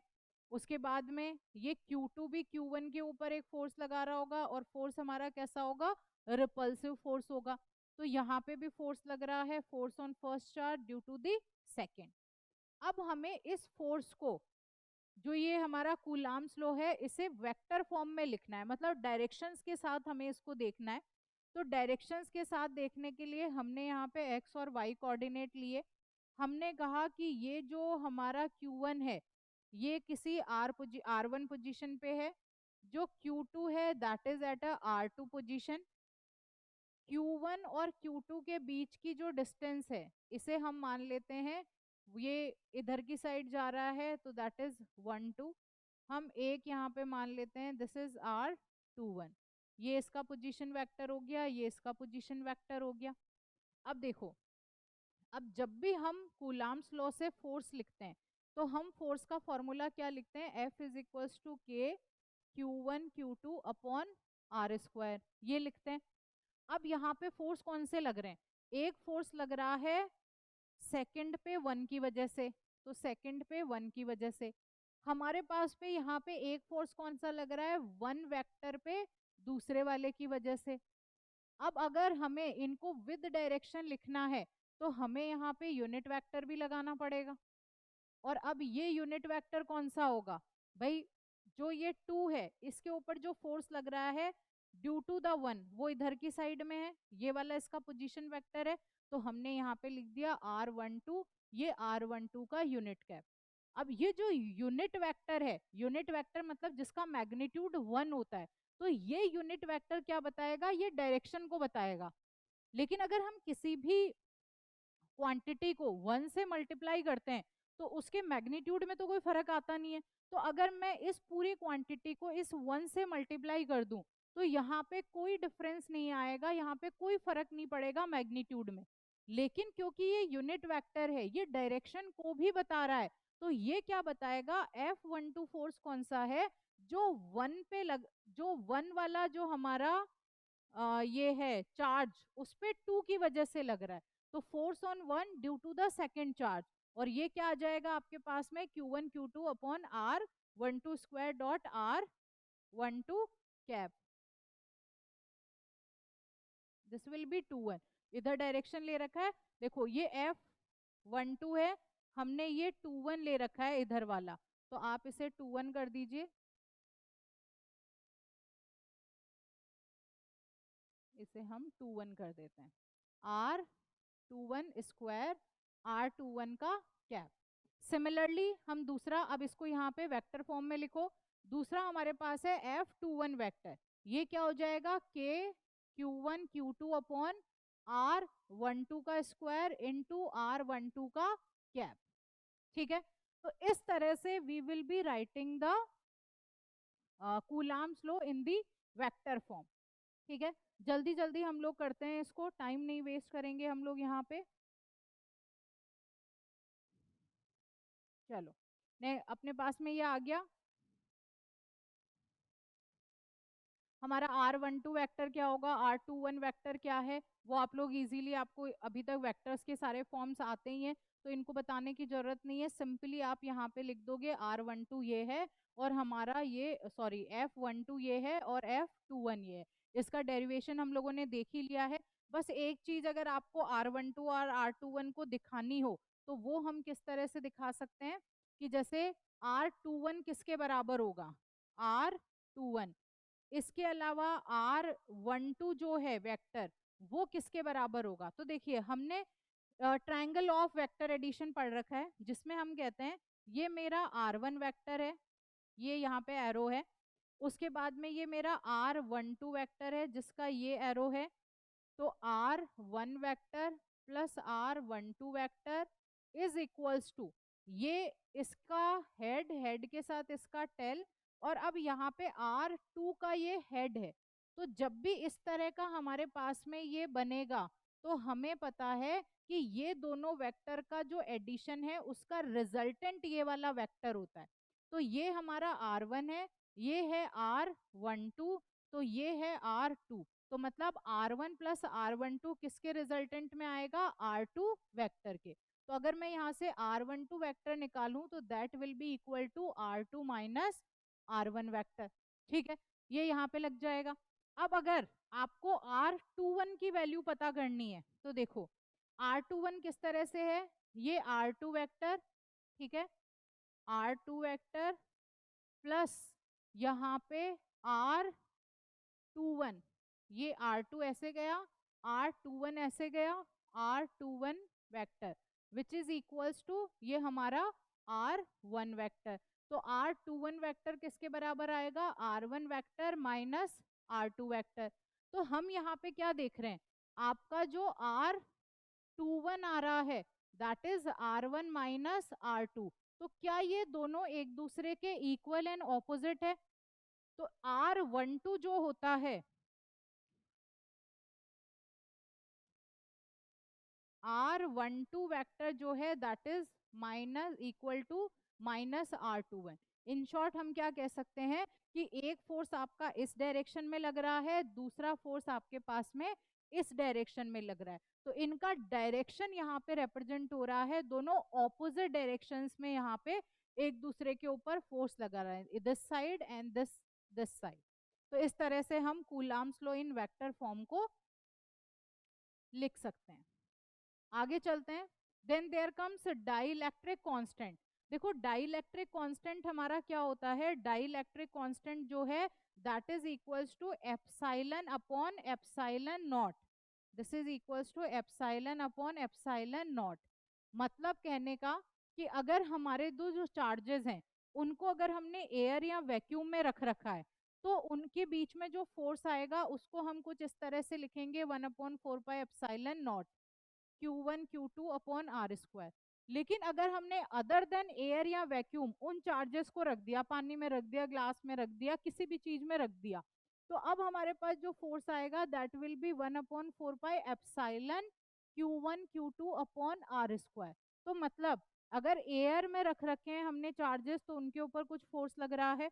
अब अगर हमने उन्हीं चार्जेस को किसी मीडियम में रख दिया तो उनके ऊपर कुछ अलग तरीके से फोर्स लगेगा, उनका जो हमारे पास में रेशियो आता है that is dielectric constant epsilon upon epsilon naught. इन दोनों को अगर आप डिवाइड करोगे तो आपको एप्सिलॉन अपॉन एप्सिलॉन नॉट मिल जाएगा, that is equals to dielectric constant. चलो तो हम इसे डिफाइन कैसे करेंगे?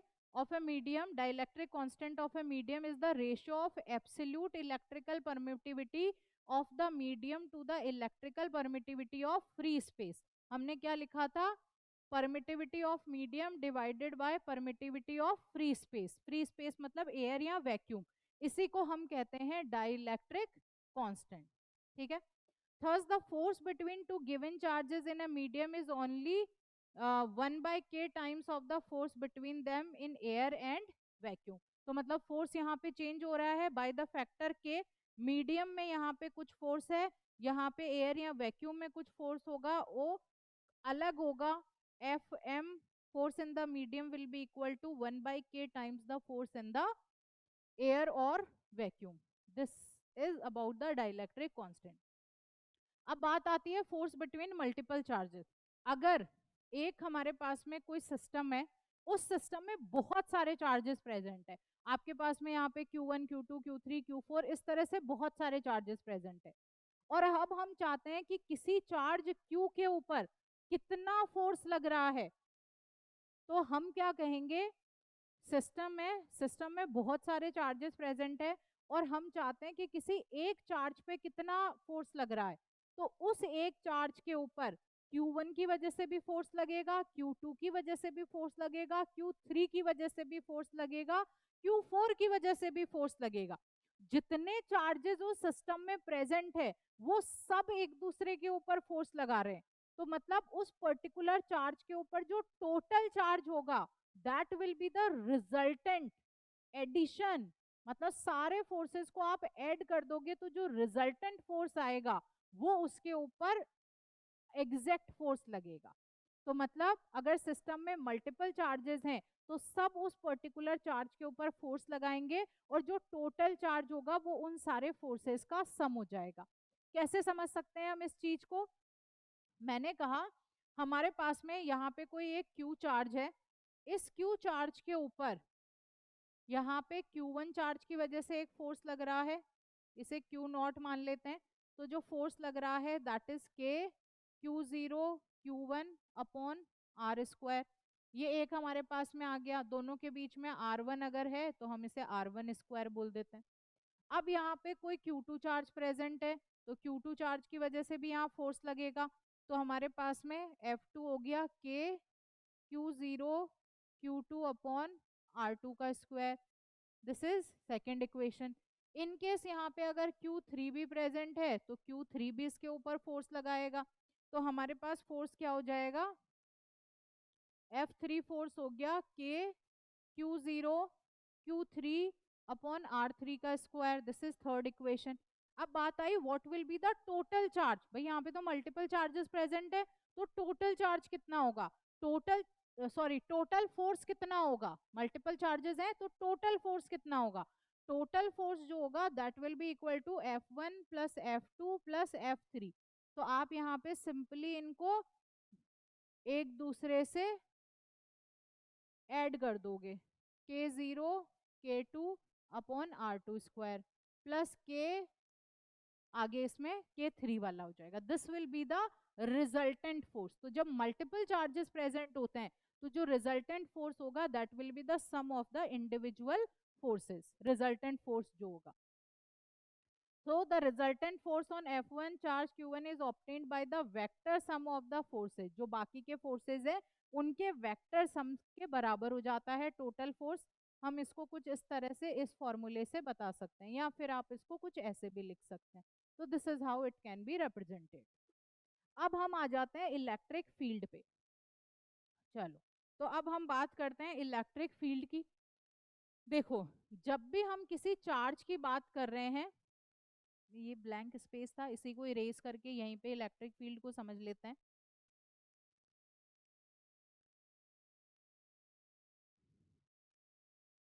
देखिए, मैंने कहा कोई यहाँ पे प्लस क्यू चार्ज है। अब ये प्लस क्यू चार्ज है, अगर मैं यहाँ पे कोई पर्टिकुलर, मैंने कहा कि इस ये पॉइंट किसी ए पे प्रेजेंट है, अब मैं यहाँ पे किसी पॉइंट बी पे किसी प्लस क्यू चार्ज को लेके आती हूँ, तो ये इसके ऊपर कोई मतलब कोई फर्क नहीं पड़ रहा। मतलब प्लस क्यू चार्ज ये वाला, ये Q1 मान लो, ये Q2 मान लो, जो Q2 चार्ज है B पॉइंट पे वो अपना आराम से बैठा है, जो Q1 A पॉइंट पे वो अपना आराम से बैठा है। अब हमने क्या किया, इस Q2 को इस B पॉइंट से यहाँ पे किसी C पॉइंट पे शिफ्ट करा। जब हमने इस पे शिफ्ट किया तो इस Q2 के ऊपर एक रिपल्सिव फोर्स लगा। क्या किया हमने, A पॉइंट पे हमारा Q1 चार्ज है, यहाँ B पे Q2 चार्ज था, दोनों एक दूसरे से बहुत दूर दूर थे, कोई दिक्कत नहीं थी। अब हम क्या कर रहे हैं, इस B पॉइंट से इस Q2 चार्ज को C पॉइंट पे ट्रांसफर कर रहे हैं। जैसे ही C पॉइंट पे ट्रांसफर किया, क्योंकि ये पॉजिटिव है, इसके ऊपर एक रिपल्सिव फोर्स लगा। ठीक है, अब हम दूसरा केस लेते हैं। यहाँ पे प्लस Q1 चार्ज है किसी A पॉइंट पे, अगर हम C पॉइंट पे किसी माइनस Q2 चार्ज को लेके आते हैं तो इसके ऊपर यहाँ पे एक अट्रैक्टिव फोर्स लग रहा है। तो मतलब ये जो Q1 है हमारा, इस चार्ज के चारों तरफ एक एरिया है, जिस एरिया में इस चार्ज की वजह से फोर्स को एक्सपीरियंस किया जा सकता है।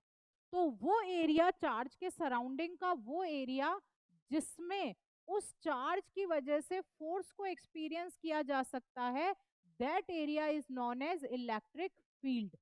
तो इलेक्ट्रिक फील्ड क्या हो जाएगा, the area surrounding the electric charge in which the force can be experience due to the given charge. उस एरिया को हम कहते हैं इलेक्ट्रिक फील्ड। ये जो एरिया है ना, ये एरिया हमारा इलेक्ट्रिक फील्ड है, इसे हम इलेक्ट्रिक फील्ड कहेंगे।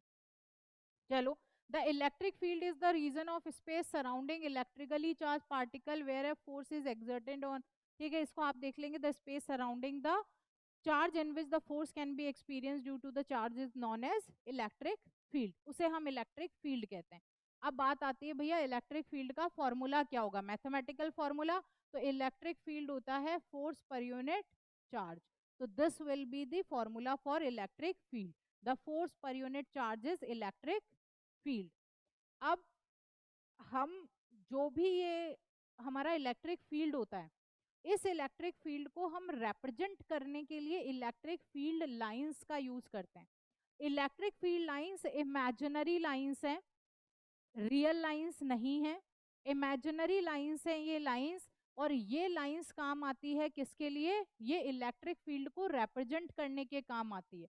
तो अगर कोई भी पॉजिटिव चार्ज है तो ये इलेक्ट्रिक फील्ड लाइंस हमेशा इससे आउटवर्ड डायरेक्शन में जाएगी। तो इसका मतलब ये हो गया कि जो इलेक्ट्रिक फील्ड है उसका डायरेक्शन हमेशा पॉजिटिव से नेगेटिव होता है। तो सबसे पहले इलेक्ट्रिक फील्ड की डेफिनेशन, उसके बाद में इलेक्ट्रिक फील्ड का formula, that is E is equals to force per unit charge. Force की जो हमारी यूनिट होती है दैट इज न्यूटन, चार्ज होता है कूलाम। तो इलेक्ट्रिक फील्ड की ऐसा यूनिट हो गई न्यूटन पर कूलाम। तो डेफिनेशन हो गई, फॉर्मूला हो गया, ऐसा यूनिट हो गई। तीसरा इसका डायरेक्शन, जो इलेक्ट्रिक फील्ड का डायरेक्शन है that is from positive to negative. अगर कोई भी पॉजिटिव चार्ज है तो रेडियली आउटवर्ड डायरेक्शन में इलेक्ट्रिक फील्ड होगा।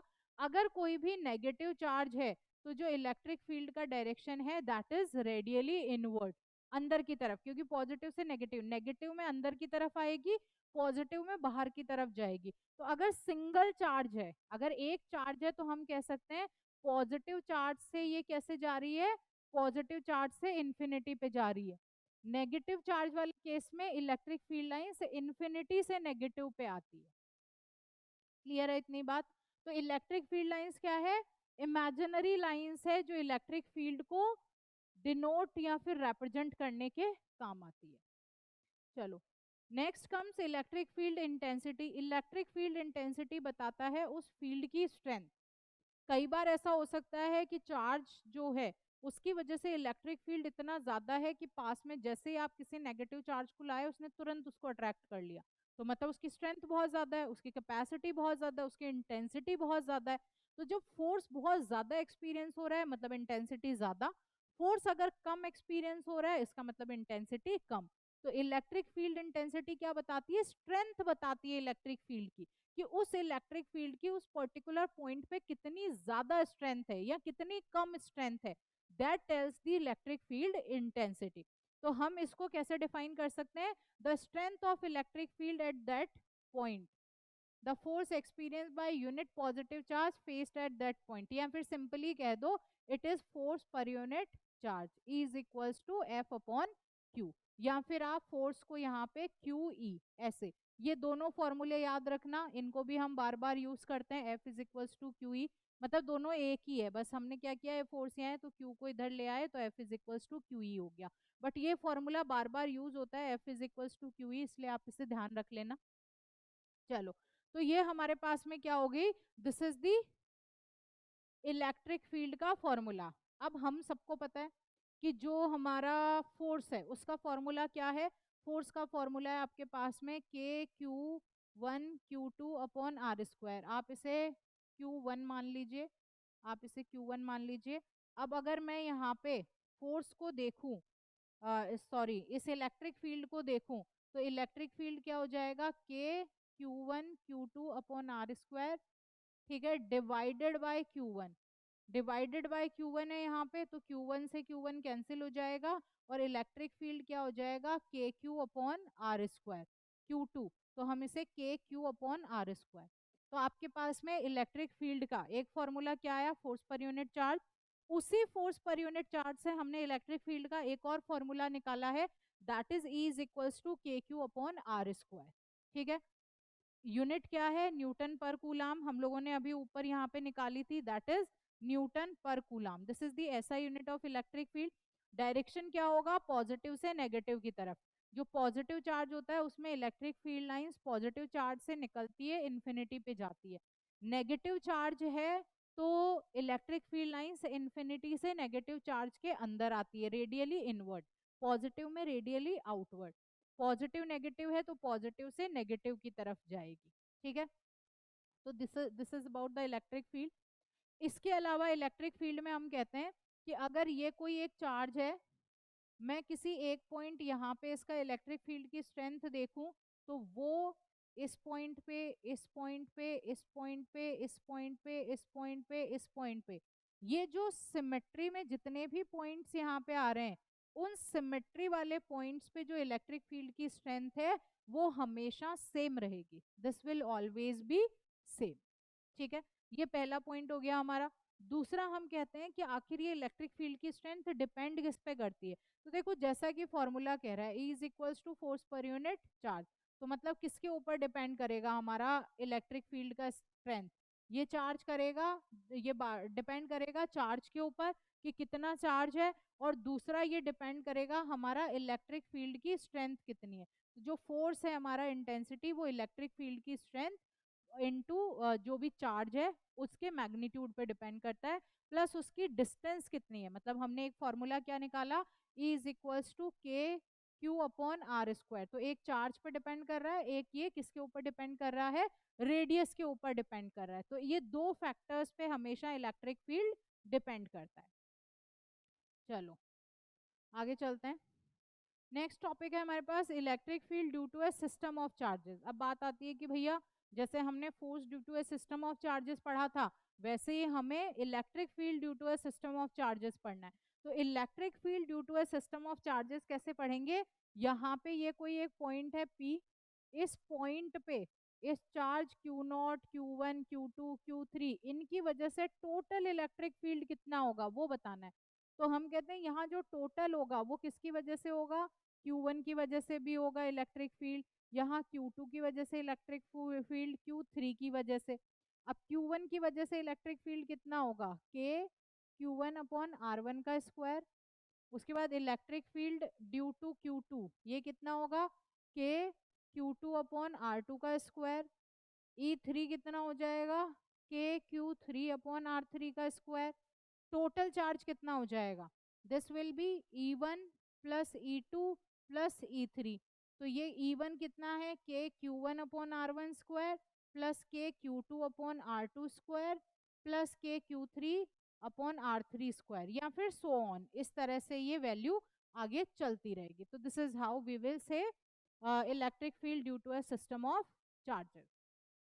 Then there comes the electric field lines. देखो इलेक्ट्रिक फील्ड लाइंस जो हैं वो जैसे कि मैंने अभी अभी आपको बताया कि इमेजिनरी ग्राफिकल रिप्रेजेंटेशन है इलेक्ट्रिक फील्ड का, जहाँ पे इलेक्ट्रिक फील्ड लाइंस एक दूसरे के पास पास में होती है वहां हम कहते हैं इलेक्ट्रिक फील्ड की स्ट्रेंथ बहुत ज्यादा है। जहाँ पे इलेक्ट्रिक फील्ड लाइंस एक दूसरे से दूर दूर रहेगी वहां पे इलेक्ट्रिक फील्ड की स्ट्रेंथ कम होती है। ठीक है, ये बात हम लोग बात बोलते हैं यहाँ पे।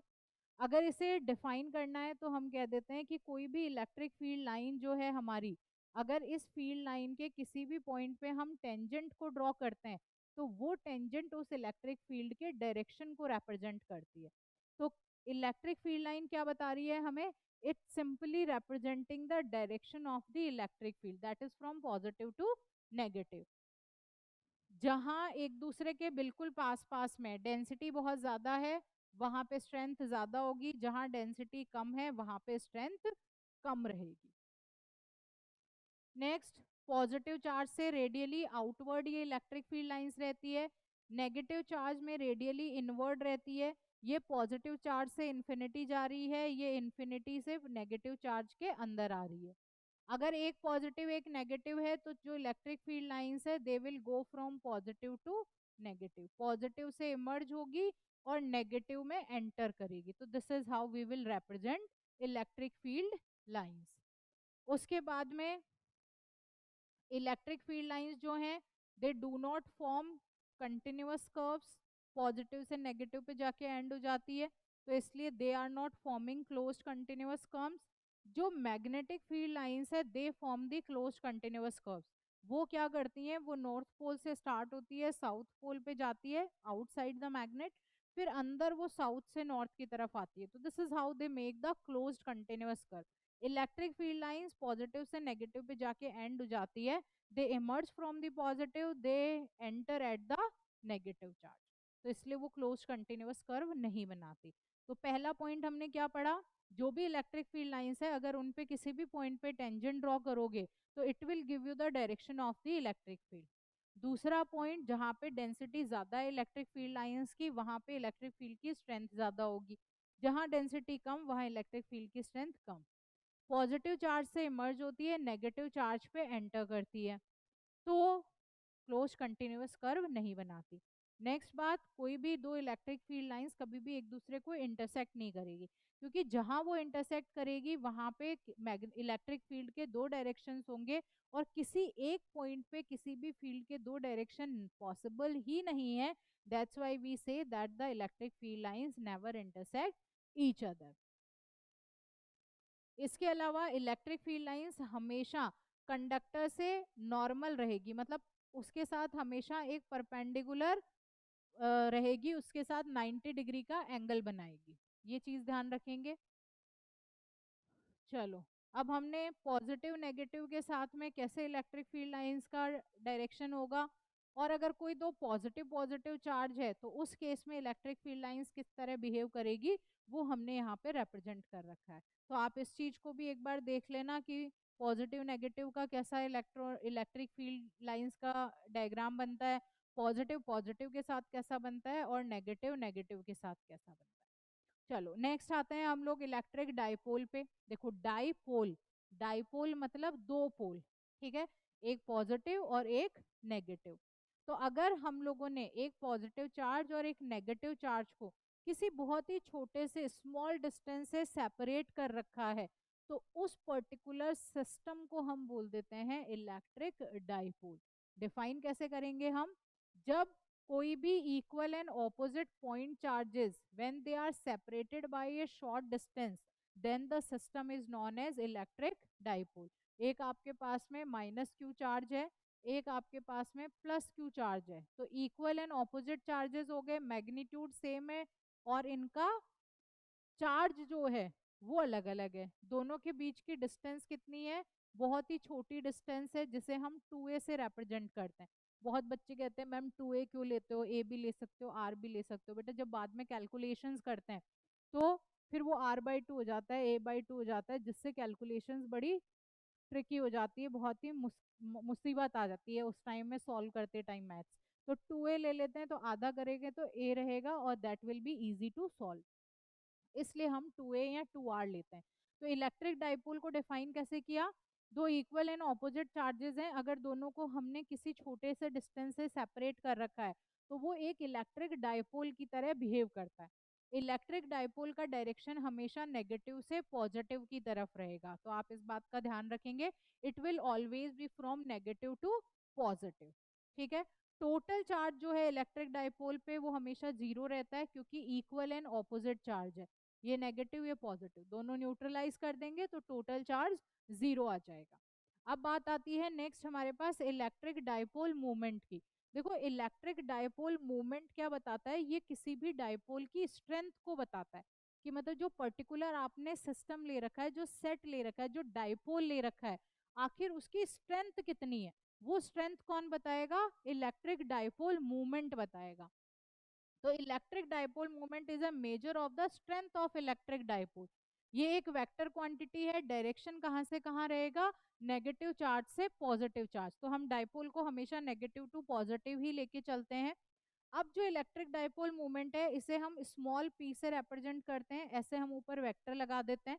इसका जो फॉर्मूला है that is Q into two a. Q क्या है हमारा, Q is the charge, two a क्या है, the distance between the two charges.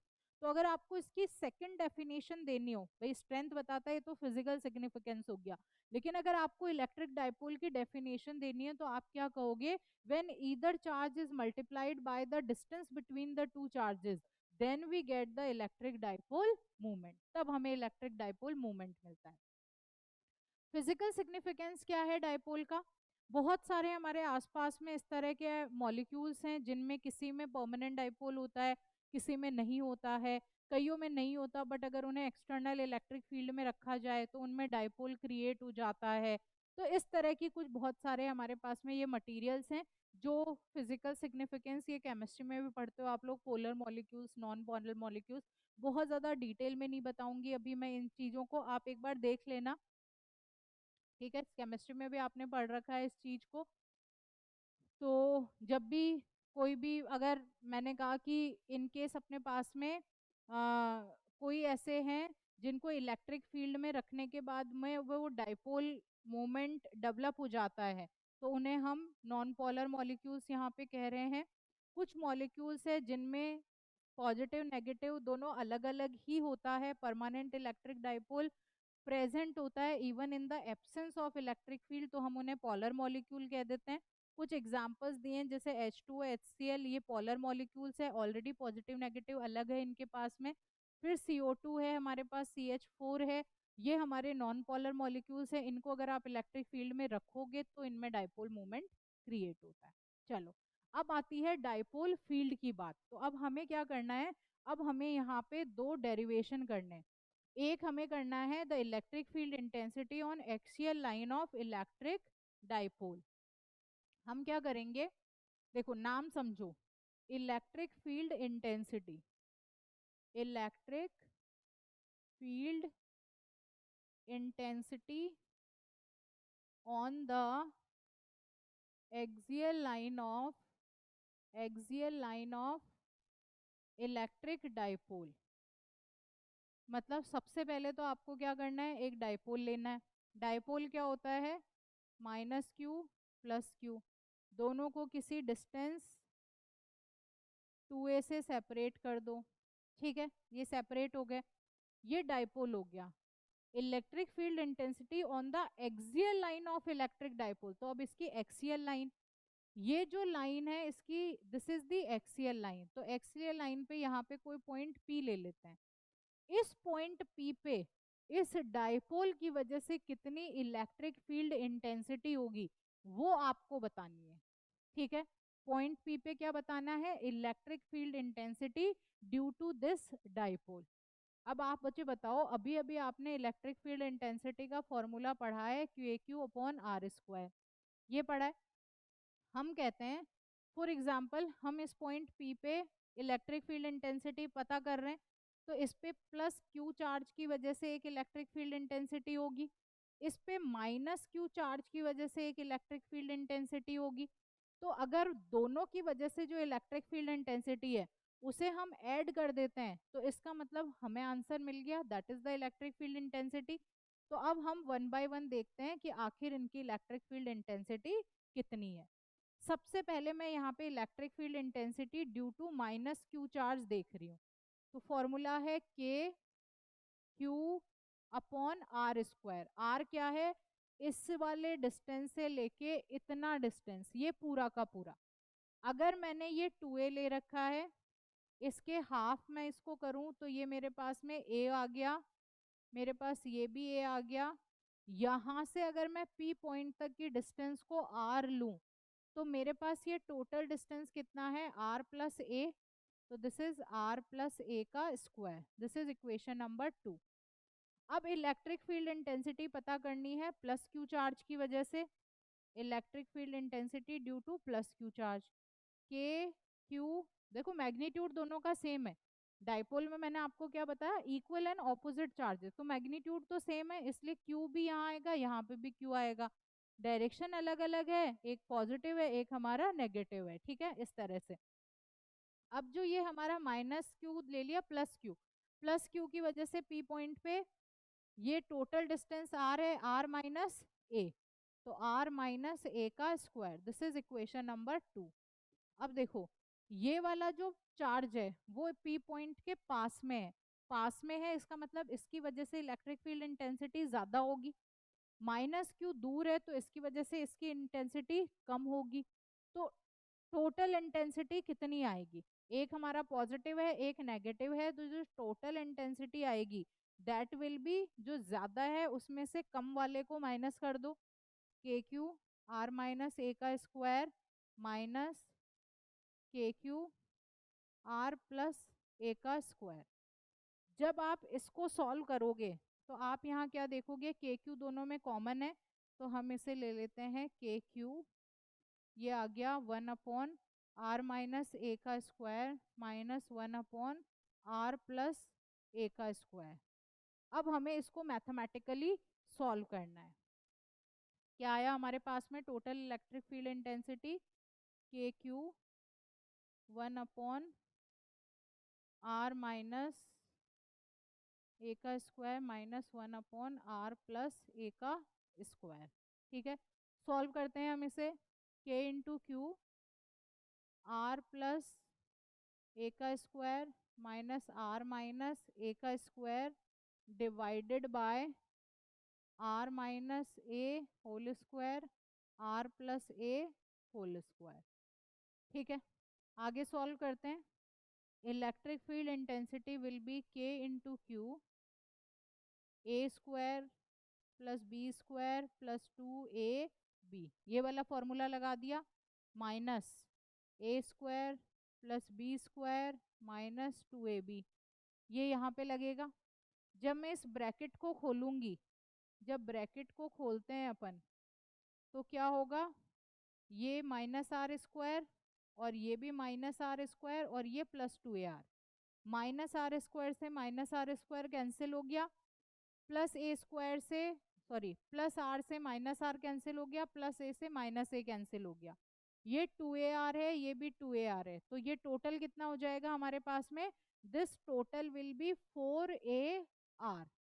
अब आप नीचे देखो, नीचे हमारे पास में जो दिया हुआ है इसको हम आइडेंटिटी कौन सी यूज कर सकते हैं, आर स्क्वायर माइनस ए स्क्वायर का होल स्क्वायर, कौन सी, A square minus B square. तो A square minus B square किसके बराबर होता है, A plus B A minus B. तो यहाँ पे A plus B A minus B दोनों का स्क्वायर है, तो हमने ऊपर भी स्क्वायर लगा रखा है। तो क्या आ गया आपके पास में, आपके पास आ गया K Q 4ar divided by R square minus A square का होल स्क्वायर। अब इसमें हम थोड़े से छोटे मोटे से एडजस्टमेंट्स करेंगे। वो एडजस्टमेंट्स क्या है हमारे, वो एडजस्टमेंट्स हैं, ऊपर का रब कर रही हूँ एक बार, देखो अब हमारे पास इलेक्ट्रिक फील्ड यहाँ पे आ रहा है K into Q into 4a into R divided by R square minus A square का होल स्क्वायर। जो ऊपर वाला पार्ट है इसको हम थोड़ा सा कैसे लिखते हैं, ये जो 4a है इसको हम लिख देते हैं 2a और मल्टीप्लाइड बाय 2, तो ये 4a हो गया, तो 2 अलग अलग कर दिए हमने। उसके बाद में हमने यहाँ पे q लिख दिया, k लिख दिया, r लिख दिया। अब आप देखो ये वाली जो टर्म है, क्या ये डाइपोल मोमेंट के बराबर है क्या? क्या Q डॉट 2a, ठीक है, Q इंटू 2a, तो ये मैग्नेटिक डाइपोल मोमेंट के बराबर है। तो क्या ये हो सकती है 2p इंटू के इंटू आर? ये हमारे पास आ गया। नीचे हमने ले रखा है आर स्क्वायर माइनस ए स्क्वायर का होल स्क्वायर। अगर मैं कहती हूँ कि जो हमारा डाइपोल है, ये माइनस क्यू है आपका, ये प्लस क्यू है, ये दो डाइपोल है, और जो पी पॉइंट हमने लिया है वो पी पॉइंट कहीं यहाँ पे लिया, तो ये ए जो डिस्टेंस है वो इस आर डिस्टेंस के कंपैरिजन में बहुत ही कम है। अगर हम कहते हैं if R is greater greater greater than A can be neglected, उसे हम नेग्लेक्ट कर सकते हैं। अगर हम ए को नेग्लेक्ट करते हैं तो यहाँ पे ये हमारा कितना हो जाएगा, R square into are square. तो हमारे पास क्या आ गया, K into 2p into R divided by R का 4। आर 4 इससे कैंसिल करेंगे, ये आर क्यूब रह जाएगा। तो मेरे पास में जो टोटल इलेक्ट्रिक फील्ड इंटेंसिटी आ रही है that is 2p k upon R cube. आप इसे 2kp अपॉन आर क्यूब भी लिख सकते हैं। तो अगर किसी भी एक्सियल लाइन पे हम किसी डाइपोल की वजह से इलेक्ट्रिक फील्ड इंटेंसिटी पता करना चाहते हैं तो we can use this method, और हमारे पास में ये चीज आ जाती है एट द एंड। आगे चलते हैं, हम लोग टाइम बिल्कुल वेस्ट नहीं कर रहे हैं बेटा, हम बहुत जल्दी जल्दी चीजों को पढ़ रहे हैं, बिल्कुल भी टाइम वेस्ट नहीं कर रहे हैं। नेक्स्ट हमारे पास में है इक्विटोरियल लाइन पे। अब देखो, जब इक्विटोरियल लाइन की हम बात कर रहे हैं तो हमने कहा अगेन ये हमारा माइनस क्यू, ये आपके पास प्लस क्यू, ये डिस्टेंस ए है, ये वाली डिस्टेंस आपकी ए है। अब ये लाइन तो होती है एक्सियल लाइन, ये जो लाइन होती है दैट इज इक्विटोरियल लाइन। तो अब हम जो पी पॉइंट है उस पी पॉइंट को हम ले लेते हैं यहाँ पे इक्विटोरियल लाइन पे। अब इस इक्विटोरियल लाइन पे अगर मैं यहाँ पे कोई चार्ज लेती हूँ प्लस क्यू, तो अब मुझे इस पी पॉइंट पे इलेक्ट्रिक फील्ड इंटेंसिटी को पता करना है। Electric field intensity P point पे पता करने के लिए मुझे फॉर्मूला यूज करना है E is equals to K Q upon R square. ठीक है, मैं माइनस क्यू की वजह से पहले ले रही हूँ यहाँ पे, तो ये E वेक्टर हो गया माइनस क्यू की वजह से K Q upon R square. R क्या है, ये वाली डिस्टेंस।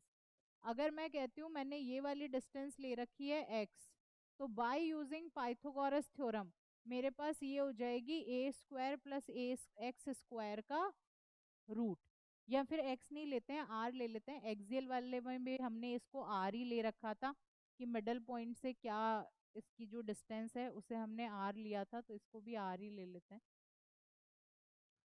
कन्वेंशन में दिक्कत नहीं आएगी। This is r, this is A square plus R square, ये हमारे पास आ गया। सिमिलरली ये वाली लाइन भी किसके बराबर हो जाएगी, A square plus R square का root by using the Pythagoras theorem.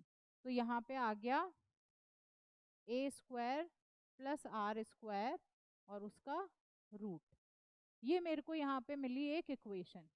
अब देखो ये जो इलेक्ट्रिक फील्ड इंटेंसिटी है वो कुछ इस तरह से जा रही है। अब जब ये इलेक्ट्रिक फील्ड इंटेंसिटी ऐसे जाती है तो हमने वेक्टर लॉ में पढ़ रखा है कि अगर ऐसे है तो फिर हम उसका एक y कंपोनेंट में उसको रिजॉल्व करते हैं, हम उसे x कंपोनेंट में रिजॉल्व करते हैं। हम x और y कंपोनेंट में यहाँ पे जब इसको रिजॉल्व कर रहे हैं तो ये हमारा e cos थीटा हो गया, ये हमारे पास में यहाँ पे e sin थीटा हो गया। ठीक है, तो हमने इसको एक यहाँ पे x कंपोनेंट और एक इसका ले लिया y कंपोनेंट। डन है।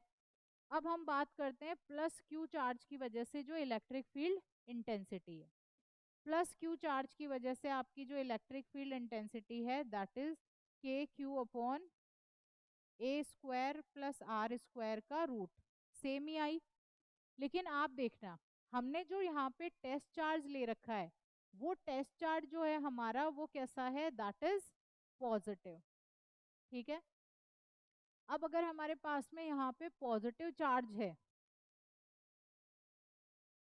तो हमें क्या करना पड़ेगा, यहाँ पे देखना पड़ेगा कि आखिर हमारा जो इलेक्ट्रिक फील्ड, ओके ठीक है, हम पॉइंट पी पे देख रहे हैं। तो देखो, नेगेटिव जो होता है और पॉजिटिव जो होता है, उस पे इलेक्ट्रिक फील्ड लाइंस जो है, मतलब फील्ड का जो डायरेक्शन है, हम यहाँ फोर्स की बात नहीं कर रहे हैं, हम यहाँ पे इलेक्ट्रिक फील्ड की बात कर रहे हैं। तो हम कहेंगे फोर्स का डायरेक्शन किधर होगा, तो जैसे ये प्लस है तो, और ये वाला हमारे पास में माइनस है, तो यहाँ पे हमें इलेक्ट्रिक फील्ड का डायरेक्शन देखना है, हमें यहाँ पे फोर्स का डायरेक्शन देखना है। तो एक हम डायरेक्शन यहाँ पे देखेंगे और इसको भी हमें रिजॉल्व करेंगे। जब हम इसको रिजॉल्व करेंगे तो आपके पास में इसका भी एक एक्स कंपोनेंट और एक वाई कंपोनेंट हम लोगों को मिलेगा, इसकी जो इलेक्ट्रिक फील्ड इंटेंसिटी है उसका भी। यहाँ क्या देख रहे हैं, जो ये वाली इलेक्ट्रिक फील्ड इंटेंसिटी है उसका एक कंपोनेंट ये है और एक कंपोनेंट ये है। यहाँ जो इलेक्ट्रिक फील्ड इंटेंसिटी है उसका एक कंपोनेंट ये वाला है और दूसरा कंपोनेंट ये वाला है। जब ये कंपोनेंट है तो हम देख रहे हैं ये इक्वल एंड ऑपोजिट कंपोनेंट्स है, तो ये तो एक दूसरे को कैंसिल कर गए, ये दोनों एक दूसरे को कैंसिल कर गए, बट ये वाले जो दोनों कंपोनेंट है ये दोनों एक दूसरे को एड ऑन हो रहे हैं। तो मतलब जो साइन थीटा वाला कंपोनेंट है वो तो कैंसिल आउट हो रहा है, लेकिन जो कॉस थीटा का कंपोनेंट है वो हमारा क्या हो जाएगा, दैट विल एड अप। तो जब हम टोटल रिजल्टेंट यहाँ पे इलेक्ट्रिक फील्ड इंटेंसिटी निकालेंगे तो वो हमारी क्या हो जाएगी, K Q upon R square plus A square का root cos theta plus K Q upon R square plus A square root cos theta. तो क्या हम इसको कह सकते हैं, इलेक्ट्रिक फील्ड इंटेंसिटी हमारी 2 k Q upon R square plus A square into cos theta के बराबर आ गई। अब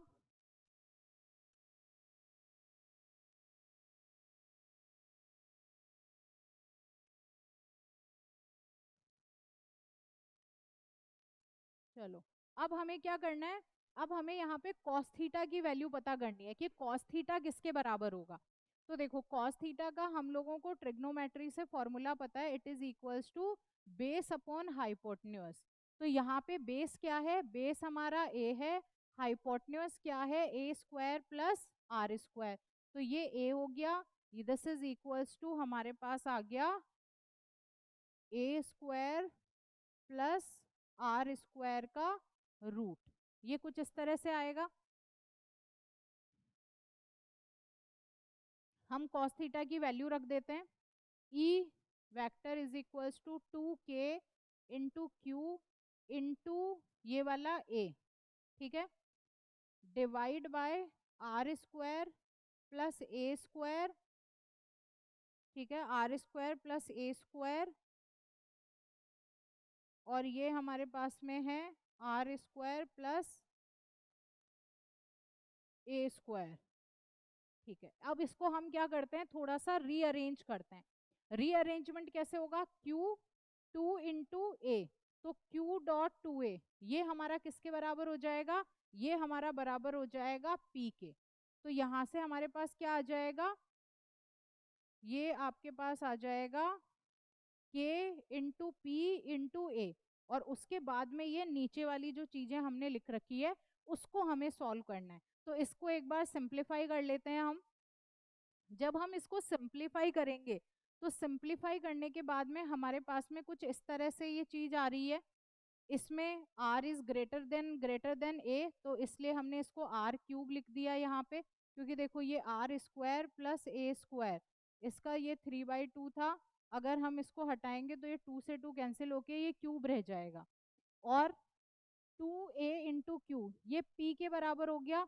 तो हमारे पास जो रिजल्टेंट इलेक्ट्रिक फील्ड इंटेंसिटी आई, that is equals to minus k p vector upon r q, ये हमारे पास में रिजल्टेंट आ गया। जब हम किसकी बात कर रहे हैं, जब हम इक्वेटोरियल लाइन पे इलेक्ट्रिक फील्ड इंटेंसिटी को फाइंड आउट कर रहे हैं। तो जो डाइपोल है उसमें हमने एक्सियल लाइन पे इलेक्ट्रिक फील्ड इंटेंसिटी देख ली, हमने इक्वेटोरियल जो लाइन है हमारी उस पे इलेक्ट्रिक फील्ड इंटेंसिटी को यहाँ पे फाइंड आउट कर लिया। चलो, अब आगे चलते हैं। अब हमें पता करना है किसी इलेक्ट्रिक डाइपोल की वजह से इलेक्ट्रिक फील्ड इंटेंसिटी जो आएगी वो किस, अगर सॉरी, अगर हम किसी इलेक्ट्रिक डाइपोल को किसी इलेक्ट्रिक फील्ड में रख देते हैं तो अब हमारे पास में क्या आउटपुट आता है, किस तरह का इफेक्ट दिखाई देता है, वो हमें पता करना है। तो हमने क्या किया है, ये इलेक्ट्रिक फील्ड है। इलेक्ट्रिक फील्ड हमारा कहाँ से कहाँ जा रहा है, पॉजिटिव से नेगेटिव की तरफ यहाँ पे जा रहा है। जब ये पॉजिटिव से नेगेटिव की तरफ जा रहा है तो हमने यहाँ डाइपोल रखा -q प्लस q। तो आप देखो ये प्लस q है तो ये नेगेटिव की तरफ अट्रैक्ट होगा, तो ये हमेशा ऐसे टिल्ट होना चाहेगा।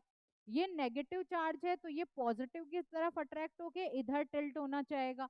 तो इन शॉर्ट हम कहते हैं कि जब भी किसी इलेक्ट्रिक फील्ड में हम इलेक्ट्रिक डाइपोल को रखते हैं तो उसके ऊपर एक टॉर्क लगता है, उसके ऊपर एक टॉर्क लग रहा है। इसको ये इधर लेके आना चाह रहा है, ये ऊपर लेके जाना चाह रहा है, तो यहाँ इसके ऊपर टॉर्क लग रहा है। और जो टॉर्क होता है उसका फॉर्मूला होता है फोर्स इनटू परपेंडिकुलर डिस्टेंस। क्या होता है इसका formula, force into perpendicular distance. अब परपेंडिकुलर डिस्टेंस हमारी कौन सी वाली होगी, ये वाली, this is the perpendicular distance, ये परपेंडिकुलर डिस्टेंस है। तो अगर हम यहाँ पे साइन थीटा की वैल्यू निकालें तो साइन थीटा होता है परपेंडिकुलर अपॉन हाइपोटेन्यूज।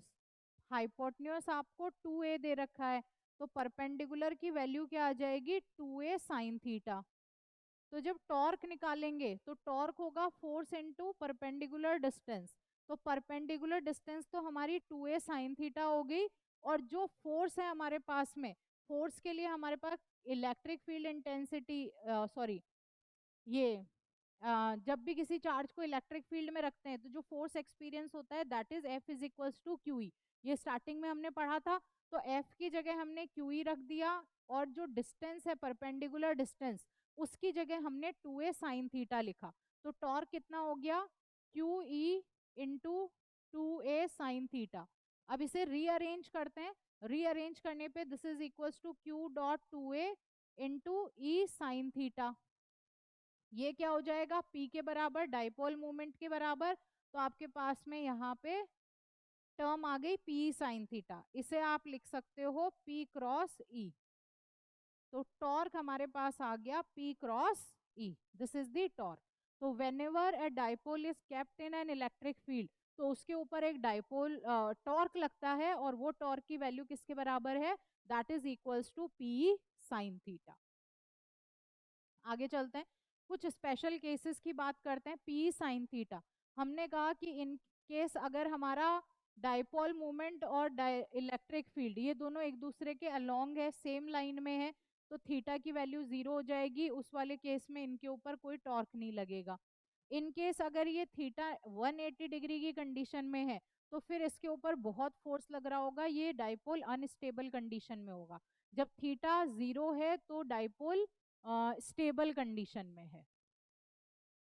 चलो next comes the continuous charge distribution. Continuous charge distribution में आपके पास में मतलब देखो जो चार्ज डिस्ट्रीब्यूशन है वो यूनिफॉर्म हो सकता है, नॉन यूनिफॉर्म हो सकता है। जो यूनिफॉर्म चार्ज डिस्ट्रीब्यूशन है उसमें भी हमने linear charge distribution, surface charge distribution, volume charge distribution, बहुत इजी इजी से टॉपिक्स है जिनको हमने कवर करना है। लीनियर चार्ज डिस्ट्रीब्यूशन में हमारे पास लीनियर चार्ज डेंसिटी होती है जिसे लैम्डा से रिप्रेजेंट करते हैं। This is charge per unit length. किसी भी लीनियर चार्ज डिस्ट्रीब्यूशन है, मतलब कोई भी स्ट्रेट वायर है हमारे पास में, कोई भी स्ट्रेट सर्कुलर रिंग है, ठीक है, इनके ऊपर सर्कुलर रिंग है, कोई स्ट्रेट वायर है, उनके ऊपर अगर कंटिन्यूएशन में यहाँ यूनिफॉर्म चार्ज डिस्ट्रीब्यूशन है तो उसकी जो लीनियर चार्ज डेंसिटी होगी that lambda that will be equal to charge per unit length. तो यहाँ से अगर मुझे चार्ज पता करना हो तो that will be equals to lambda into L, charge per unit length. तो ये हमारा आ गया लीनियर चार्ज डिस्ट्रीब्यूशन। दूसरा है surface charge distribution. Surface charge density हम इसमें पता करते हैं, ये किसके लिए होगी, कोई भी प्लेन शीट हो गई है, प्लेन स्फेयर है, पूरे के ऊपर इस तरह, एक तो होता है एक लाइन के ऊपर चार्ज है तो वो लीनियर चार्ज डेंसिटी। अब एक सरफेस, एक प्लेन शीट के ऊपर चार्ज है तो that is surface charge density. Surface charge density sigma is equals to charge per unit area. तो आप इसको Q is equals to sigma dot A. Area को आप एस भी लिख सकते हो, ए भी लिख सकते हो। ऐसा यूनिट आ जाएगी कूलाम पर मीटर स्क्वायर, क्योंकि चार्ज हमारा कूलाम होता है, एरिया मीटर स्क्वायर होता है, जो लीनियर चार्ज डेंसिटी है दैट विल बी कूलाम पर मीटर। नेक्स्ट है volume charge distribution. Volume charge distribution को हम volume charge density that is rho, rho है हमारा चार्ज पर यूनिट वॉल्यूम, तो यहाँ से क्यू आ जाएगा रो डॉट वी। तो हमारे पास में जब भी हम चार्ज डिस्ट्रीब्यूशन की बात करेंगे तो तीन चीजें आपको ध्यान रखनी है, linear charge density, surface charge density और आपकी volume charge density. Linear charge density आपके पास lambda is equals to charge per unit length. Surface charge density आपके पास sigma is equals to charge per unit area. Volume charge density rho is equals to charge per unit volume. तो ये तीन फॉर्मूले हैं जो चार्ज डेंसिटी से related है, ये तीनों फॉर्मूले आप याद रखेंगे। एरिया वेक्टर, देखो एरिया वेक्टर जो है इसको आप हमेशा ऐसे लेके चलना कि जो एरिया वेक्टर है वो हमारा कैसा रहेगा, वो हमेशा आउटवर्ड डायरेक्शन में रहेगा किसी भी एरिया के, और ये इसके साथ परपेंडिकुलर होता है, तो परपेंडिकुलर होगा और आउटवर्ड डायरेक्शन में होगा, ये चीज हम एक मान के चलते हैं यहाँ पे। Now we have the electric flux. Electric flux से हमारा मतलब है कि किसी भी एरिया को कितनी नंबर ऑफ लाइंस क्रॉस कर रही है, दैट इज इलेक्ट्रिक फ्लक्स। तो हम इसको डिफाइन कैसे क्या करेंगे, total number of electric field lines crossing the area. ये कोई एक पर्टिकुलर एरिया है और इसको कितना नंबर ऑफ लाइंस यहाँ से क्रॉस कर रही है वो इसका फ्लक्स दिखाएगी। ज्यादा नंबर ऑफ लाइंस है तो ज्यादा फ्लक्स होगा, कम नंबर ऑफ लाइंस है तो कम फ्लक्स होगा। अब फ्लक्स को हम फाई से रिप्रेजेंट करते हैं और इसका फॉर्मूला होता है ई ए कॉस थीटा। कई बार हम इसको ऐसे भी लिखते हैं ई dot D S cos theta. D S हमारा क्या है, द एरिया, कि कितना एरिया है, तो E D S cos theta. अगर हमारा थीटा की वैल्यू जीरो है तो उस केस में flux is equals to E dot D S, या फिर flux is equals to E dot delta S. इस डेल्टा एस या delta E A cos theta कुछ, बस फ्लक्स का डेफिनेशन क्या है, the number of field lines crossing the area normally. Formula क्या हो जाएगा, phi is equals to E dot D S cos theta. Scalar quantity होती है, स्केलर क्वांटिटी है हमारे पास में। अगर नॉन यूनिफॉर्म सरफेस है तो आप इसको फ्लक्स को कुछ इस तरह से लिख सकते हो, close surface E dot D S cos theta, कुछ इस तरह से हम इसका फॉर्मूला लिख देते हैं। चलो आगे चलते हैं। Next we have the Gauss law. ये हमारा इस चैप्टर का जो लास्ट वाला टॉपिक है दैट इज गॉस लॉ। तो हम अभी लास्ट टॉपिक पे पहुंच गए हैं, बहुत जल्दी जल्दी कर रहे हैं, बहुत डिटेल में नहीं बता रही हूँ, बहुत जल्दी जल्दी कर रहे हैं ताकि ये जो गैप है इसमें हम पूरी की पूरी फिजिक्स को कवर कर लें, that is my M.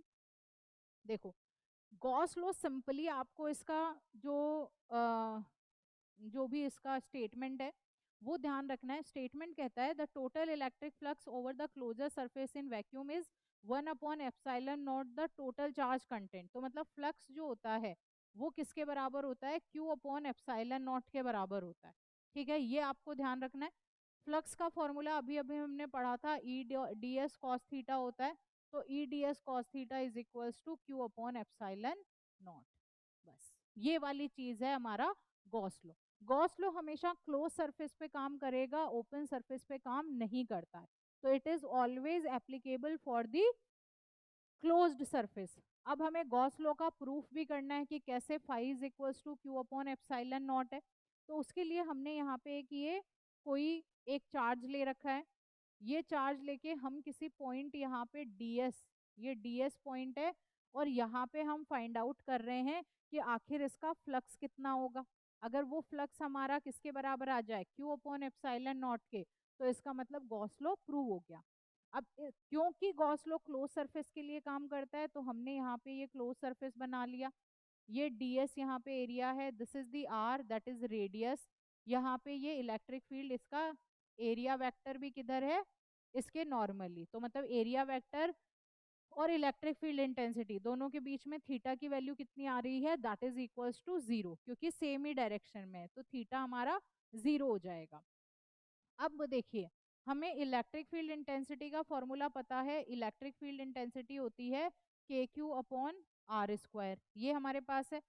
Flux हमारा क्या है, ई डॉट डी एस, फ्लक्स किसके बराबर होता है, ई dot D S cos theta. Theta क्योंकि जीरो है, क्योंकि सेम ही डायरेक्शन है, यही एन का डायरेक्शन है, यही ई का डायरेक्शन है, तो दोनों का जीरो है, तो ये वाली वैल्यू तो किसके बराबर हो जाएगी, 1 के बराबर। अब फाई कितना है, ई किसके बराबर होता है, K Q upon R square into D S, इसके बराबर है। अब डीएस तो एक छोटा सा एरिया हमने ले रखा है, ये डीएस तो क्या है, इतना छोटा सा एरिया है।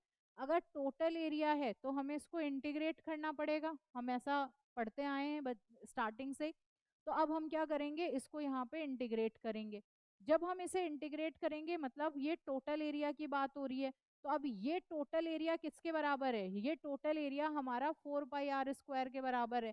तो दिस विल बी, के की वैल्यू होती है 4 pi epsilon not into Q upon R square into area है 4 पाई r स्क्वायर।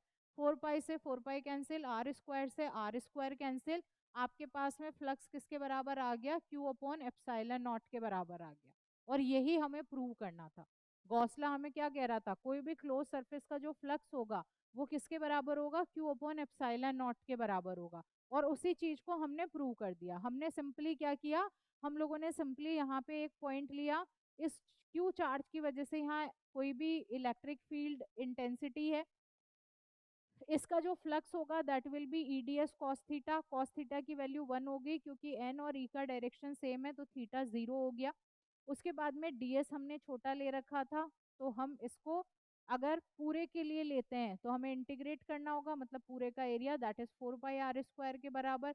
हमने ई की यहाँ पे वैल्यू रख दी, that is K Q upon R square, के को हम 1/4 पाई एप्सिलॉन नॉट लिखते हैं, तो फ्लक्स आपके पास में क्यू अपॉन एप्सिलॉन नॉट के बराबर आ जाता है। This is the proof of Gauss law.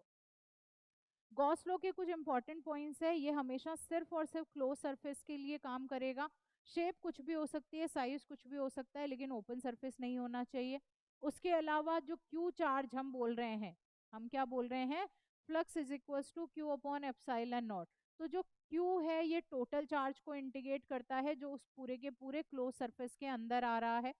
इसके अलावा जो गॉसियन सरफेस है, it should not pass through any discrete charge, because electric field due to a system of discrete charge is not well defined at the location of any charge। ठीक है, तो यहाँ पे हम कंटिन्यूअस, इन शॉर्ट मैं कह दूं हमें क्या लेना है, we have to take the continuous charge distribution. आपको डिस्क्रीट चार्ज डिस्ट्रीब्यूशन नहीं लेना है, you have to take the continuous charge distribution.